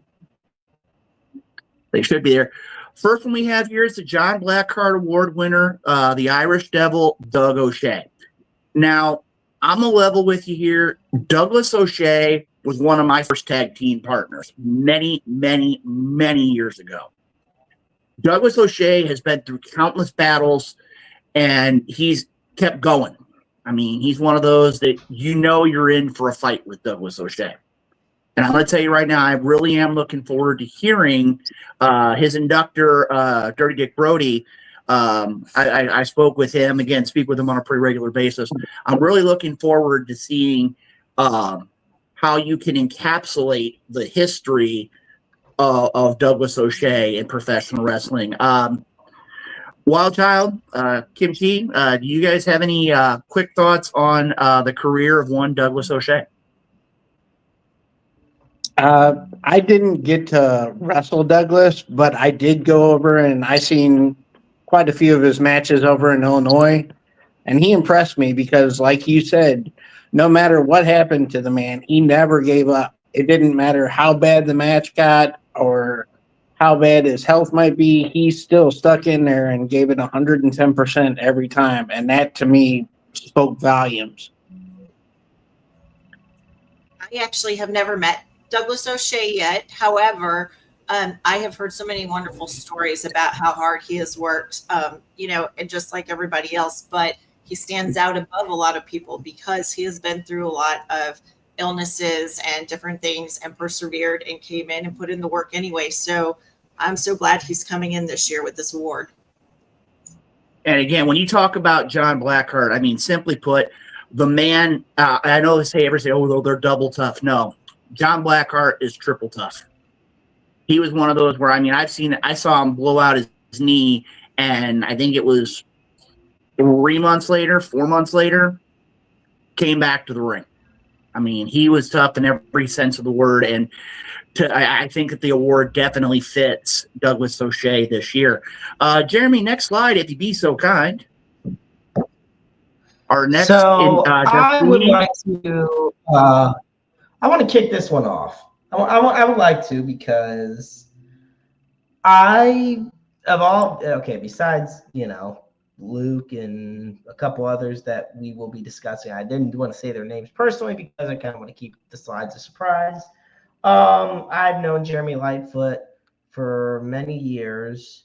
I had the pleasure of interviewing him about 2 or 3 times as well. And I was very fortunate that I got to be there for his last match last year as well. And he is just an all-around great inspiration to me, not just as a wrestler, but as a person. And he's somebody that I always love seeing come out to the ring because the crowd always is entertained and is in for one hell of a ride. So with that, Luke, I will pass it on to you. Jeremy Lightfoot. In all the years I've been in pro wrestling, I say we've never crossed paths inside the ring. Officiated countless matches of his. I've commentated. Matter of fact, I was on commentary for his last match, and actually at John Holt Yo 10 had an opportunity to do some commentary with Jeremy Lightfoot. I'm going to tell you right now, Jeremy Lightfoot needs to be behind a microphone. His expertise, his knowledge base is another level. And I'm just going to say I feel very fortunate to be in a class with Jeremy Lightfoot. He's a great friend of mine. Wild Child, Kimchi, I know both of you had some dealings over the course of your careers with Jeremy Lightfoot. So either of you would like to chime in here as we talk about this inductee for this year's 2025 class. I'm super excited to be able to be a part of the board, bringing Jeremy Lightfoot in. He was instrumental in my training. He was down there week in, week out with me, put in the time. Even if I needed to stay late, he'd stay late with me. If I needed to come early with me. And then I had the pleasure of him bringing his wife in, his ex-wife, and I trained with her. But what was so cool is that at that time, his son was in diapers crawling on the floor under the ring, and now he's in the ring too. I mean, Jeremy is a great family man. He trains hard. He works hard. He's one of the first people I saw in the ring. Him and John both, you know, I saw them at the same time, and they're people that I looked up to during my training. And he just has a great style, very unique entertainment skills, and what a good-hearted, kind person. You know, I can't say enough about him. I'm so glad he's coming in this year. I don't know how much I can say because I'm actually going to be given the honor. Jeremy asked me to help induct him, so he was someone when he came to Broadway that I was standoffish because I was like, oh, here's the next guy that's going to try to take my spot, and he can't possibly care about the business as much as I do. And I was 100% wrong. That this man loves wrestling more than life itself sometimes, and he takes the fans' comments to heart, and he puts on a show for them that it's entertaining every time you see it, regardless of whether he's a baby face, a heel, regardless. If Jeremy Lightfoot is in the ring, you are going to walk away entertained. That much is for sure. Well, like I said, Jeremy Lightfoot, another inductee of the 2025 Independent St. Louis Wrestling Hall of Fame. Jeremy, let's go ahead and keep our little unofficial randomizer going here, and we'll throw our next slide up here. Doc Lombardi. I'm going to tell you right now, Doc Lombardi is another one of those that he really struck me like a John Blackheart. He was always there. He always had his motorcycle jacket. He always had his baseball bat, and you did not want to cross him. But when I was sitting back and doing some research for the Hall of Fame, one of the people I spoke with was a member of the SICW locker room, Volatile Curtis Wilde. And one of the things he brought up years and years ago, Wilde came to the area from the Chicagoland area. And it struck to me, being all these years after Doc came into the wrestling industry, was that he didn't know anything about the Volatile One. He didn't know anything about Wildfire. And he sat down with them both and talked with them, and they really felt like they were a part of his extended family. And he genuinely cared about what they did and what they could contribute to the wrestling industry. And to see Doc Lombardi go in, again, another one that I feel is very much well overdue. Wild Child, Kimchi, your thoughts on Doc Lombardi? Well, like you said, he comes across, his appearance is gruff and grit, and you know, you don't want to mess with him. But if you know Doc personally, you know that he's 100% different. He's a very caring, very welcoming individual that takes the time and talks to you. And if you have an issue, he'll talk with you about it. And he's always been welcoming with open arms of new talent and old talent alike.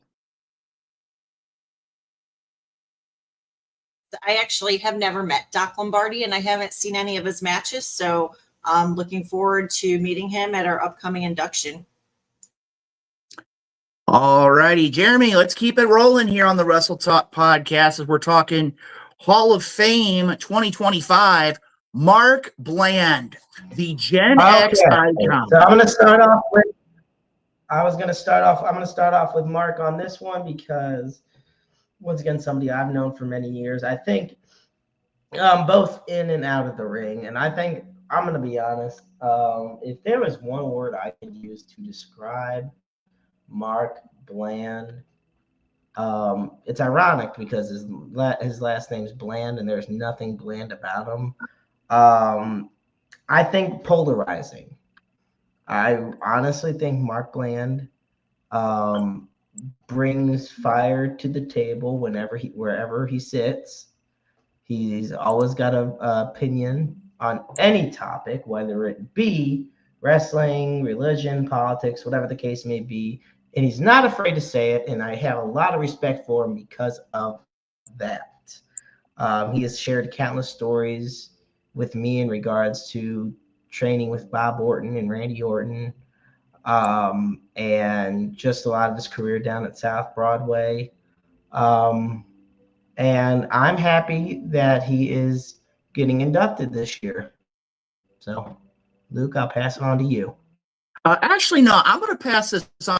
I know for a fact that both of our guests, this was right around the time that both of them really were starting to make an impact in the MMWA at the South Broadway Athletic Club. So, Kimchi, I want to throw this to you because I know that you've had your fair share, as Jeremy kind of said, you've had your fair share of interactions with one Mark Bland, just like Wild Child has. Can you give us your thoughts on the one and only Liquid Ice himself, the Gen X icon, Mark Bland? Yeah, I kind of have a very unique perspective of Mark Bland because he was really big before I came in, but he was still going when I came in. And although we did not spend any time training together, he was down at the training ring with me at the same time, and we were in some of the same matches together. And he is larger than life. And I always felt like, man, what a personality. And gosh, like his height, his size, and still the capability to move as quick as he did. And just, I'm really excited he's going in this year. It's like one of those things where, boy, I know who he is. Will he remember my name? So it's kind of funny, but we've met in crossing, of course, but it's just kind of fun. It's fun when you've come up and you're the youngster and they're like the old vet, and they're just like the too cool for school and you want to be like them. And I just really loved watching him in action for sure. All right, Wild Child, the floor is yours on Mark Bland. Jeremy hit it on the head. He was a polarizing figure. Whether you loved him or hated him, you knew him. He was one that, you couldn't help but notice, and he made sure you took it all in. And to tell you how great his ability was, he was the last person that the giant assassin took under his wing and trained with, and even went out to the ring with him a few times as his protege, showing him the ropes and everything. So that to me said a lot whenever the giant assassin said, this guy's going to be a star, and he took him under his wing, and he was right. Mark Bland was a star, and with his last moniker being the Natural, it fit Mark perfectly. Well, I got a story to share. I don't recall if Jeremy was there. I remember a long time ago that Mark Bland was the director of authority for Dynamo Pro Wrestling. And I can remember the night that he got let go from Dynamo Pro and seeing Crystal Yunt get very verbal, for lack of a better word, with Mark Bland and his termination. And I remember very well that they actually had to physically carry Mark Bland out of the venue. We were at the Stratford Bar and Grill, and they had to physically carry him out of the venue. And you could still hear him as he's being taken through the locker room, even going through the outside door. And I would rival it to when Bobby Heenan left Monday Night Raw in the WWE. Mark Bland, simply put, You knew he was there. You knew he was going to tell you how he felt. And again, a very outspoken member, but a very worthy member of the class of 2025. Our next slide, Mr. Carp. Ed Smith. Wow. I'm going to tell you right now, to me, I'm going to share a story to kind of give my summary on Ed Smith. Actually, two quick ones. Number one, when I first started being around pro wrestling at the age of 10, my brother was an in-ring competitor, and I was doing sound at the South Broadway Athletic Club, and being able to look up and see Ed Smith and Herb Simmons doing commentary. I mean, that was probably one of the best announcing teams I had ever had the opportunity to watch when it came to professional wrestling. But I remember one night we're down at the Broadway training facility, and my brother was a big guy. And this was one of those, he had sweatshirt, t-shirt, whole nine, and they were talking about chops. And the reply was like, and Ed said, if you're going to hit somebody, and took that dramatic pause, you hit him. And he hit my brother with a chop hard enough, split him completely across the chest. Now you're going to sit there and say, well, that's being mean. That's being brutal. No, it's being real. And within 5 minutes, Ed was sitting beside my brother and sitting there, you know why it happened, right? And he's like, no, I really don't. You ran your mouth. And that's one of those things you've got to sit and you got to learn. And with Ed Smith was one of those that he was a professional in every sense of the word. And when you look at it, I mean, Keith is a member of the Independent St. Louis Wrestling Hall of Fame. There, his grandson, Keith Smith Jr., I believe he is the PWE heavyweight champion. Am I not mistaken, Jeremy? Yes, that is correct. I'm muted, so I was like, wait a minute. No, but yes, that is correct. Yeah. But when you sit there and you look at it, Ed Smith, when you go back, the wrestling at the Chase pedigree, his pedigree inside the ring as a wrestler at the MMWA, his commentary knowledge, the family history. I mean, again, this is honestly to me a no-brainer. Kimchi, I want to go ahead and go to you on this one because Ed Smith, when you talk about Ed Smith, that's one of the names that is held very, very high in the world of pro wrestling in our community. Absolutely. So I have never met Ed Smith myself, but he's probably one of the first names I heard when I came into the organization, and I still hear him talked about on a regular basis. He's a major contributor, key player, and he's influenced so many people throughout the years. So I am really excited about his induction this year. Wild Child, your thoughts on the one, the only Ed Smith? Ed Smith was a tree of knowledge. He would always help you with whatever you needed help with, whether you be at the training center or just finished up with a match. I recall many a time I would be up in the locker room after a match and he'd come upstairs and I'd ask him, I'd be like, what did I do right? What did I do wrong? And he would sit me down. He drilled in, if you're going to hit him hard. And he explained every move that he told you about. He explained the psychology of the matches, the knowledge behind bringing the fans up and entertaining them and everything. Ed was, I hold him and Tony Costa in the highest regard as far as independent wrestling. Herb Simmons is great too, but Tony Costa and Ed Smith will be the duo that have my number 1 and 2 spot forever. They were just too influential in my career. And again, when you talk about Ed Smith, that's one of those, if you have an opportunity, just going back and looking at the history and looking at, I mean, before he even came to the MMWA, his history with wrestling at the Chase and the likes of, I mean, I could spend an entire episode with all the different competitors that Ed Smith had the opportunity to be in the ring with.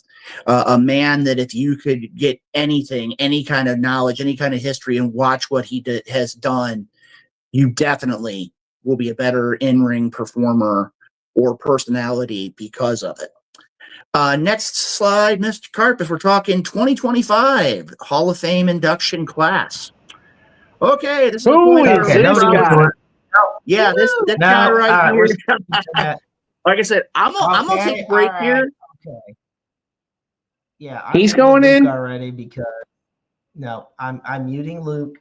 Yeah, he's going in. He is going to be the closing speech of the evening because we know him well enough to know he's probably going to take 10 hours to give his speech. And yes, Jimmy Harris knows I have something in store for him, for Luke, at the ceremony. I will not say what it is just yet. Luke is, I can't ever stress it enough. Luke is the reason I'm in professional wrestling in the industry. He and I first met in, I think, 2012, 2013. We hung out a few times at some dynamo shows out at the old Stratford Inn. Oh, God forbid, that feels like eternity ago. And we've been joined at the hip ever since. You know, we did so many dynamo shows together, and he's attended PWE, and he's seen me commentate what I've become. But this is about Luke. Luke is, to me, an encyclopedia of wrestling. You ask him about any wrestler, he will know at least 5 things about the wrestler. You do trivia with him, he will beat you probably every time with professional wrestling.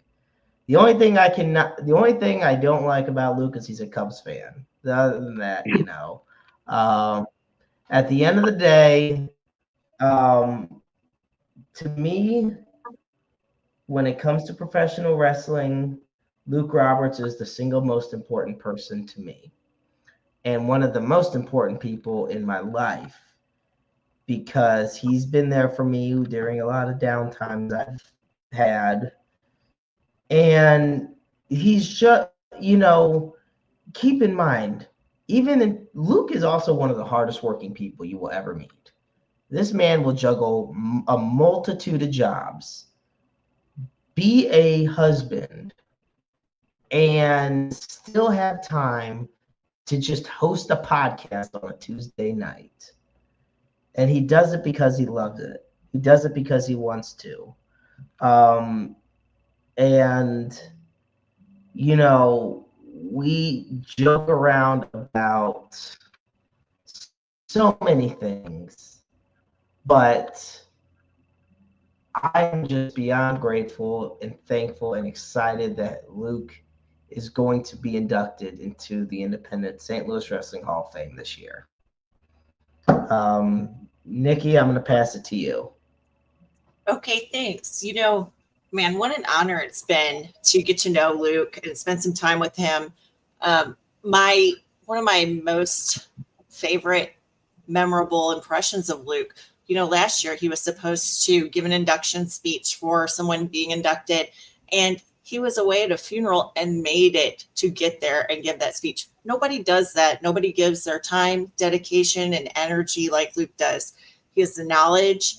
You know, God, I can't even tell you all the contributions he's made just for our Hall of Fame.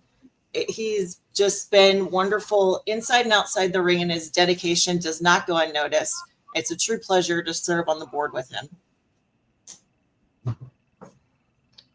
John?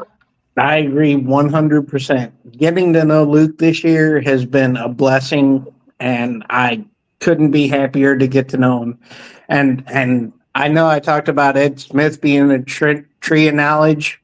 When it comes to the St. Louis independent wrestling scene, there's a trinity that you have to acknowledge, and that is Luke Roberts, Ben Simon, and Patrick Brandemeier. Between the three of them, there is no knowledge that is forsaken in the independent St. Louis wrestling scene. They know everything about everything, and I am impressed with all the knowledge they have. And dedication. Absolutely. Well, I guess we should bring you back in, Luke. Oh, so now I get to talk about that jerk Luke Roberts. But no, all kidding aside, first of all, it's taken a lot not to cry here, because I mean, it just, when you sit down and you look at it, and just being a part of professional wrestling, I mean, it's one of those that I've grown up with. I mean, being able to see the likes of a John Blackheart, a Pete Madden, and again, it's just time goes on, and seeing all these wrestlers come through the St. Louis community. And Jeremy brought it up. There's 12 different promotions in St. Louis right now. And to be able to see all these different individuals, and again, just the opportunity to be a part of something. And as Jeremy said, I mean, it's just, I wouldn't trade it for anything in the world. I mean, we've all said it.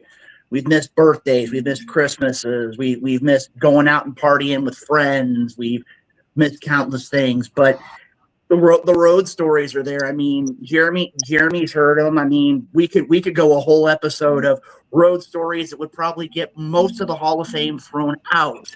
But when it comes down, I have one road story. We went to, it was you, me, Rodell, and Justin. oh, And we were at the Hall of Fame last year, or 2 years ago in Waterloo. I got two things from that experience. Number one, Luke hates, and I mean hates, any other passengers in his car. He was getting misdirected all around the city, and we were giving him crap about it, and he got so pissed off at us. I thought he was about to super kick us out the window. Then comes just staying the night at the hotel.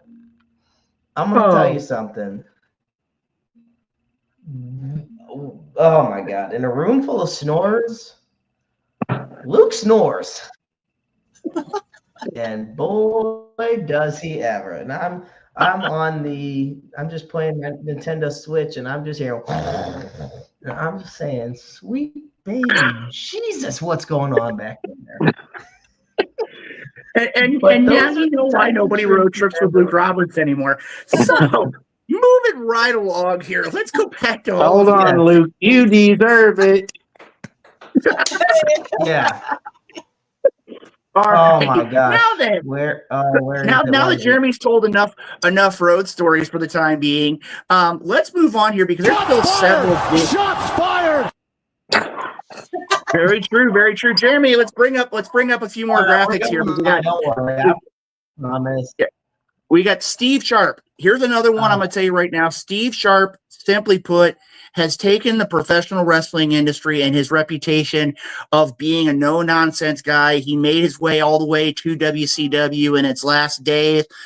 He's moved on to the world of entertainment, had a lot of different avenues with media outside of the world of professional wrestling. I'm going to tell you, not only am I looking forward to his induction, but I'm also looking to hearing from Kevin X, his brother, who's going to be given the opportunity to induct Steve Sharp into the Hall of Fame. This is one, again, very much well overdue. And again, I couldn't be happier to see Steve Sharp going in this year's class. Nikki, John, your thoughts on Steve Sharp?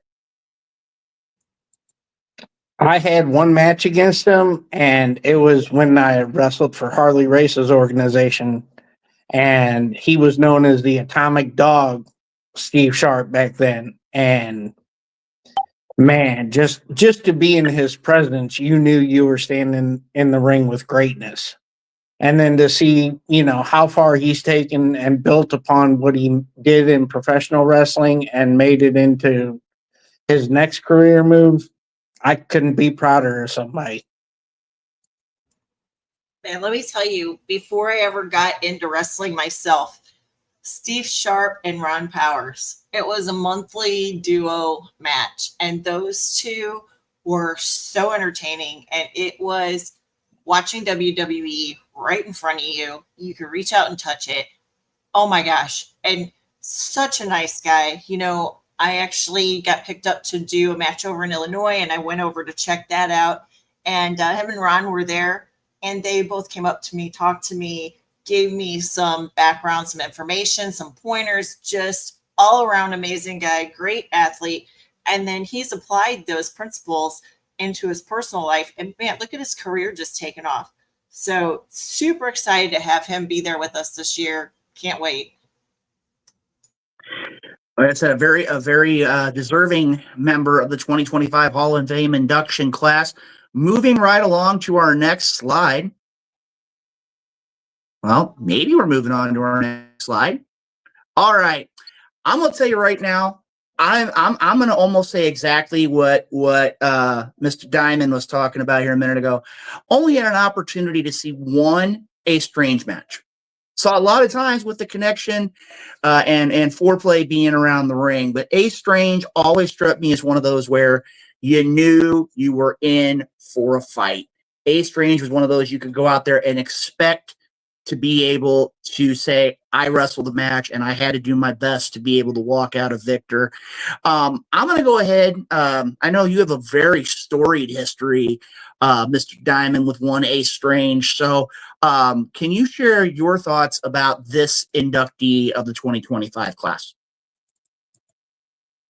To me, the man is, like you said, with a lot of inductees, long overdue.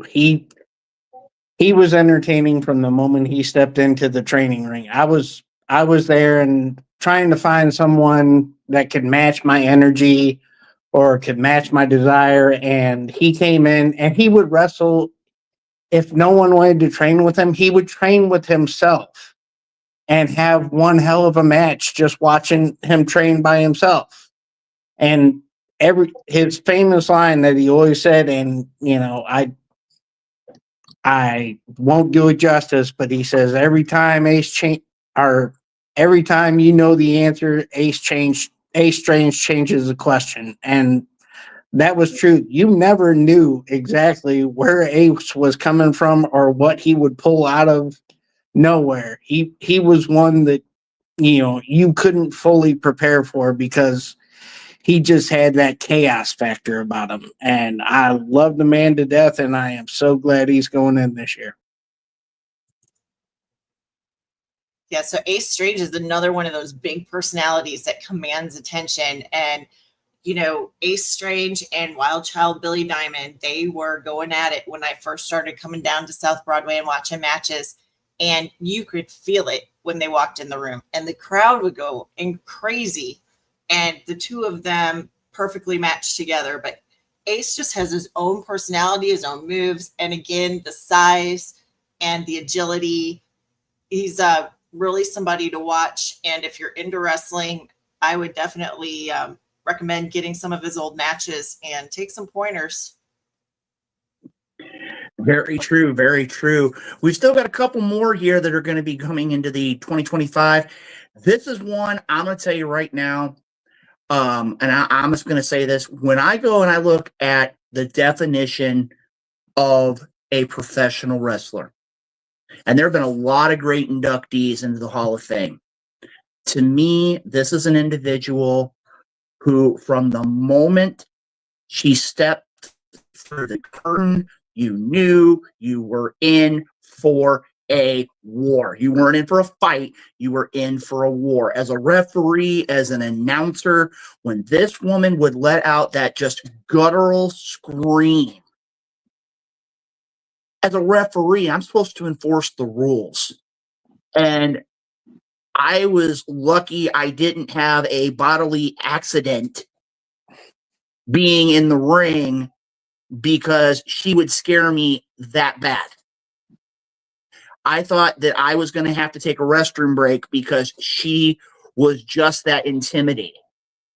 And I'll tell you this, every time Mischief gets in a ring, you're going to look at it from a perspective of she was innovative, she was cutting edge all the time.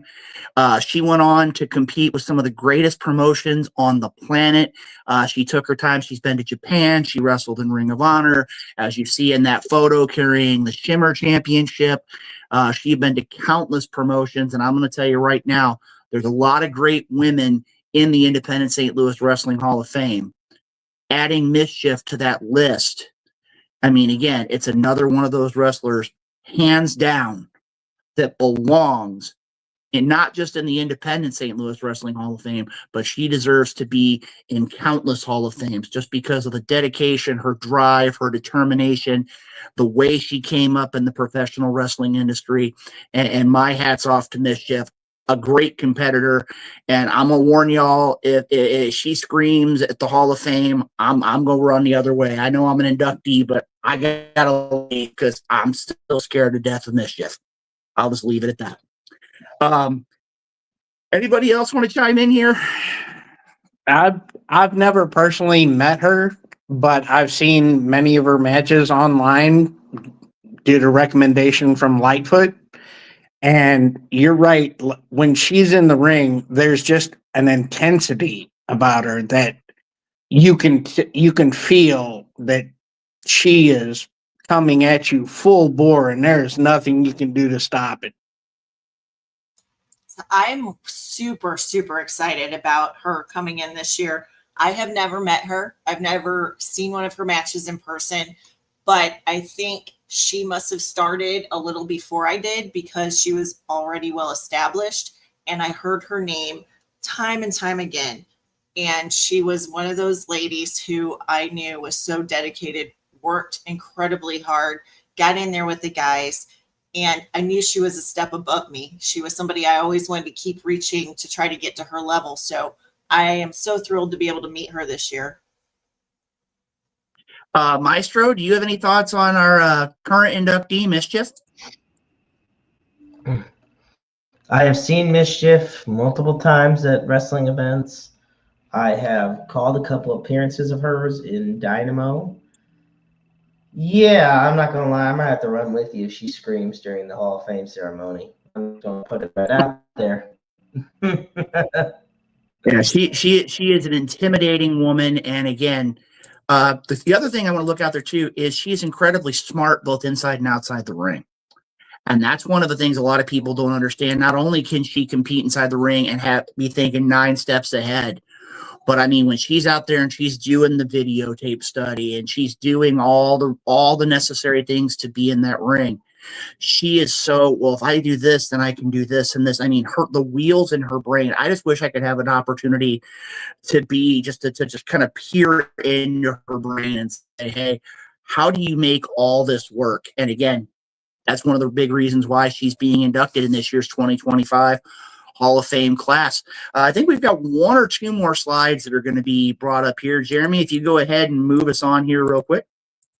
Frank Reed, a man that, simply put, when I first got into wrestling, it was Tony Costa and it was Frank Reed. That was it. If you were going to be a wrestler in St. Louis, those were the 2 guys you had to go to. And had an opportunity, RCW, had an opportunity in the UWA, had an opportunity with some things with Mid-America Extreme Pro Wrestling. Frank Reed was always cool with me. There were moments where, and I joke with people getting paid in Subway coupons, things along those lines, but Frank always treated me like gold. He never crossed me. He was always a very straightforward guy. Had an opportunity, the RCW Honor and Legacy Tribute event just a couple weeks ago up in Litchfield. And Frank Reed really set a standard for professional wrestling in our community. I mean, I remember the days of Big Texas. For those that are familiar with the St. Louis scene, Big Texas was a very well-known country bar at the time. And he was able, in a time when it was uncommon to see personalities outside of the wrestling community. DeMarco Farr, Steve in DC. He had a lot of different people. Those that don't know, Kane came through the RCW system. And again, Frank Reed wasn't beyond taking that step forward. And again, my only thing I can say right here, and again, I'm gonna get a little sentimental here. I wish that Frank would have been able to receive this while he was still alive, because this would have been the cherry on top for him. And this would have been, as the legendary Ric Flair says, for all we've done wrong, we must have done something right. And again, Frank Reed, I feel, definitely deserves to be in this class.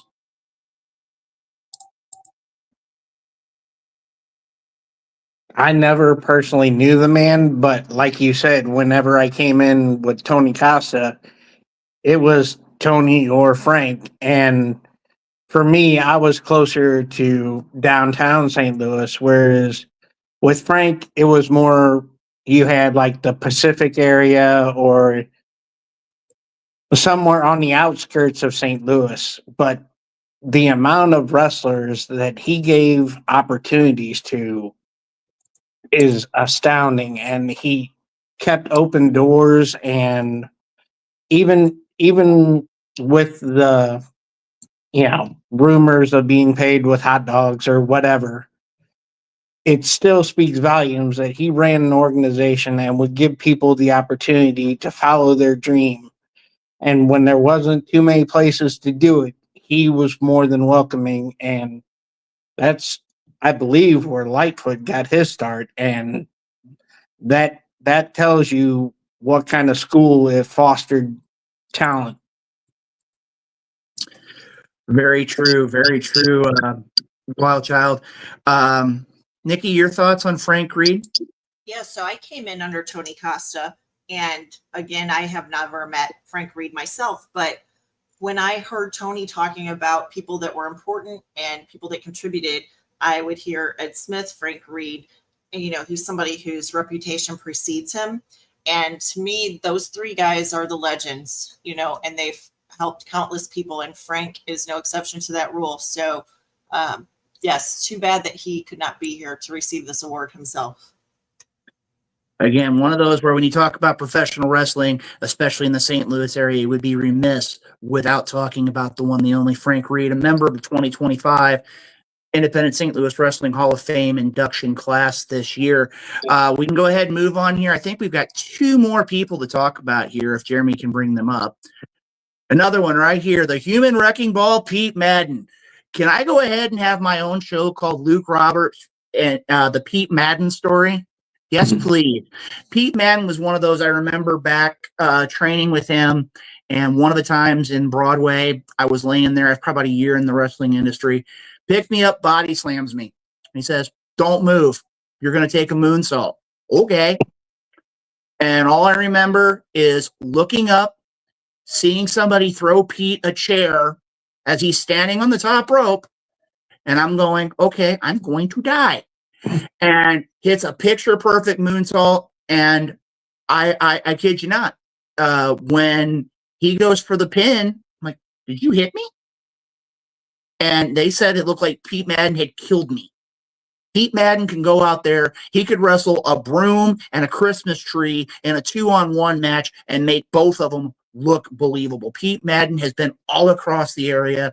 And to see my longtime friend, trainer, Pete Madden, I will have a story to share, but I can't share it here on the air. I'll have to share it at the Hall of Fame. But when it comes down to it, the Human Wrecking Ball, Pete Madden, is definitely one who stood the test of time here in the St. Louis area. John, Nikki, your thoughts on the Human Wrecking Ball? I never met Pete Madden either. Sorry, John. No, go ahead. But the one thing that I have heard about him is a very unique talent that you were describing, in the fact that he could carry anybody with him, and he's a true class act gentleman. So very well worthy. Can't wait to hear what you got to say about him at the induction.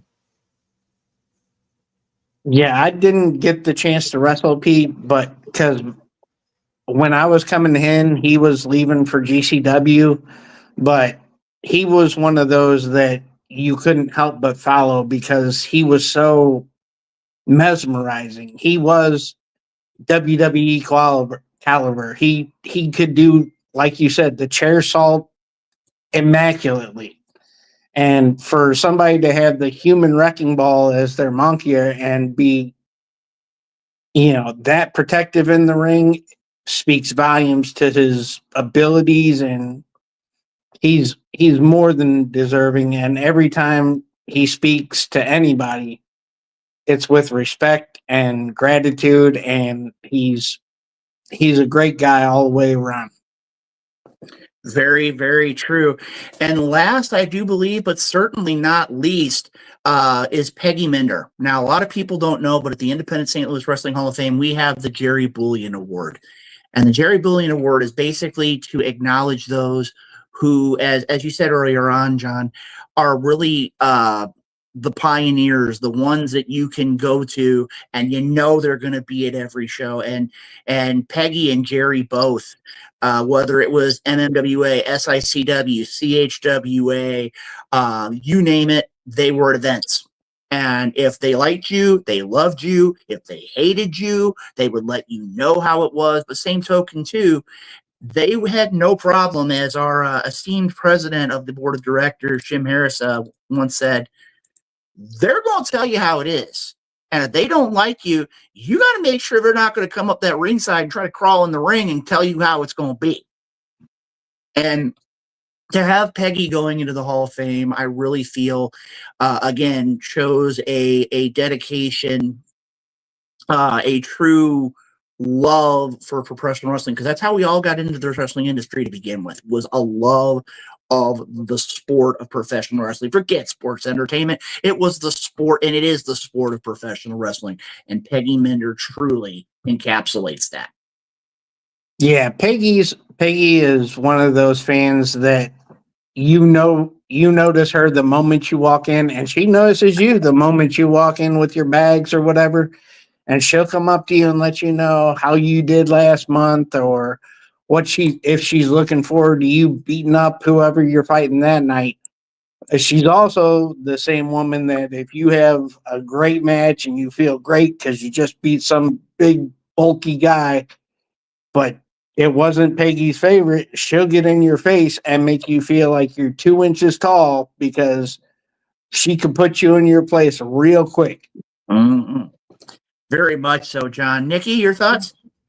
Yeah, Peggy encapsulates what's so important to us, and that kind of spirit drives us to continue to be better, work harder, and know that we're making an impact in people's lives. So this is a very exciting award. And like I say, I do believe that covers, as crazy as it sounds, I think that covers everybody that will be going in for the 2025 Hall of Fame. Jeremy, do we have any more slides? I think we've lost That is Jeremy all Carter. of them, my friend. Awesome. No, awesome. I'm here. Well, yeah. Well, Invite, I'm go still ahead here. Yeah. Okay. Well, Jeremy, go ahead and let's bring us all back here on the screen. I'm just going to ask right now, and I know, Okay. Jeremy, you're gonna mute my microphone here in a minute because you're going to get loud. You're going to get vocal here. I got to ask you, we're all professional wrestlers. We've all been involved with the professional wrestling industry. Who are you most looking forward to for this year's induction? I'm gonna kind of go around the horn here. Jeremy, I know you're gonna say what you've got, but also, who else are you looking forward to seeing being inducted on the 22nd? I'm excited for Mark Bland. I'm excited for Frank Reed. And I mean, I'm excited for everybody, but I'm excited for Peggy Minder because I've seen Peggy at countless PWE shows. And I know she has a loyal devotion to countless promotions in the St. Louis area. And I love that the Hall of Fame acknowledges fans the same way they do wrestlers. Very, very cool, Jeremy. Again, Wild Child, I know you're going to be all over the place at the Hall of Fame. I know you've got a couple of key things that you're going to be sharing as a part of the Hall of Fame. What are you most looking forward to? Honestly, the whole ceremony is what I'm looking forward to because there's no one person more deserving than the other. They all are equally deserving, and that's what's so hard about being on the board of directors, is because every year we have to come up with a list, and there are so many people that have paved the way and done great things for St. Louis independent wrestling. And it's like, you know, with Frank Reed, we feel terrible that he couldn't get it while he was alive, but there's no one more deserving than him, you know. So every year we have to take, you know, a list of 50 or more and try to whittle it down to, say, 6 to 10 people, and then, you know, hope that we can, you know, pay respect to the others in the years forward. And again, very, very true. Nikki, your thoughts. Who are you looking most forward to?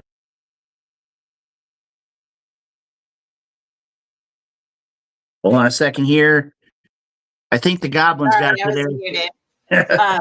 So I really have a special place in my heart for Lightfoot, because we spent some time really working hard together, and we all feel it in our heart and soul.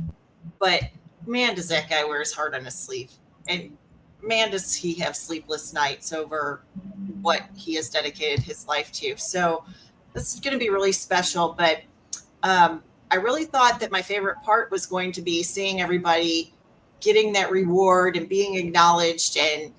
But I got to tell you, last year, seeing the smile on Dump Truck Dave Perry's face from the second he walked through the door to the second he got in his car, I mean, that guy, I almost had tears in my eyes. I'd never met him, the joy that he had. And so seeing people who are so happy and overjoyed and sharing the love and respect for each other, that's what I really look forward to. And you know that we couldn't make it any more concrete than that. Ladies and gentlemen, again, we've had Wild Child Billy Diamond, John Daugherty. We also had Nikki O'Shaughnessy, Extreme Kim Chi on the program. Real quick, Jeremy, if you would go ahead before we have our guests depart here, I want to go ahead and throw up here on the screen. If you would like to know more about the the Independent St. Louis Pro Wrestling Hall of Fame, we've got the info regarding the event. It'll be on Sunday, June 22nd. From 1 to 5 at Andre's Banquet Center, 4254 Telegraph Road in St. Louis. It's sponsored by, go ahead, Jeremy, you can pull that one back up, no problem. We are sponsored by the MMWA, the Mid-Missouri Wrestling Alliance, St. Louis Championship Pro Wrestling, the Wrestle Talk Podcast, and the Pro Shirt Shop. All of them are great sponsors of this year's induction ceremony. And, of course, for tickets, it's $30 in advance, $35 at the door. Again, as we said earlier on, these tickets are flying out the door pretty quick. People, that last slide real quick. There should be 3 of them there.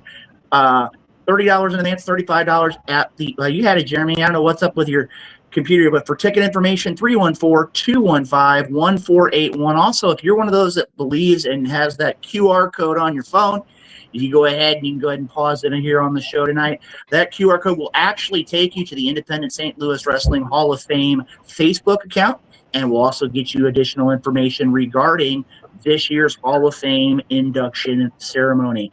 Ladies and gentlemen, as we can officially say now, we'll go ahead and, if Jeremy can go ahead and pull that back off the screen, a little piece of business to take care of here. And I can officially say, being the young one here, it is our honor and privilege to officially say that both of you are now officially a part of the Wrestle Talk podcast family. We want to thank you for coming on the program here tonight.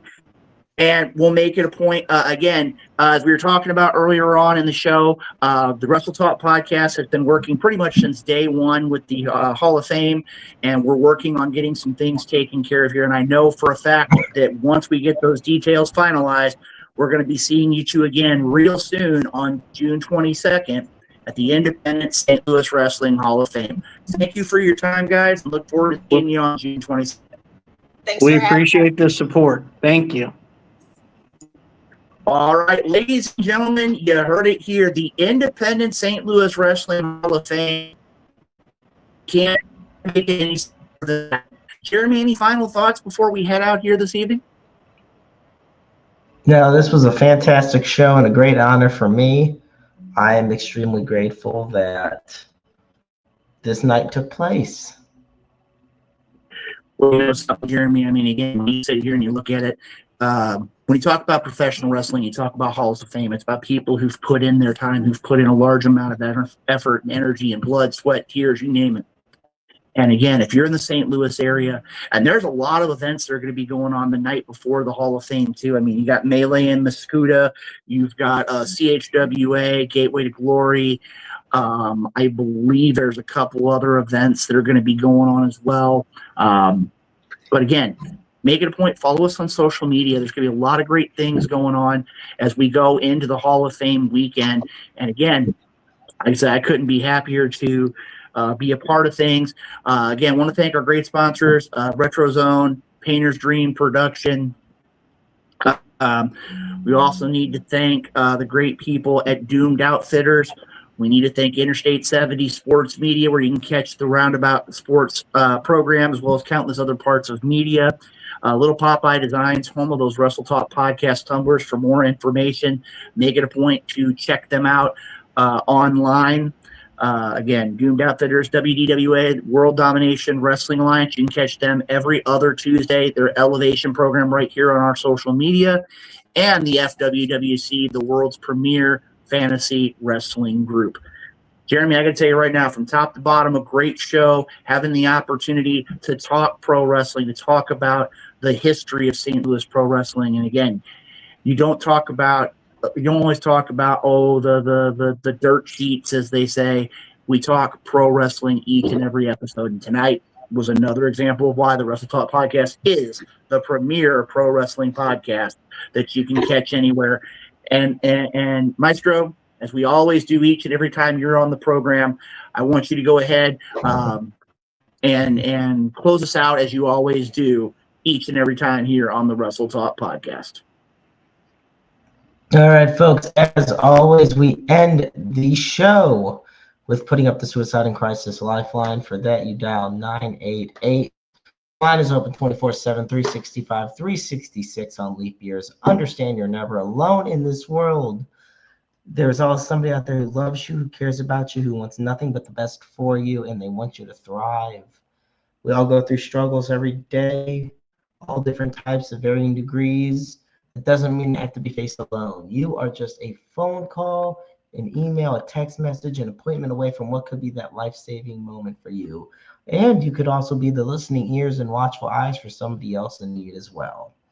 I'm extremely grateful to Luke Roberts and everybody here at the Wrestle Talk podcast. And thank you all so much for what has been a fantastic evening.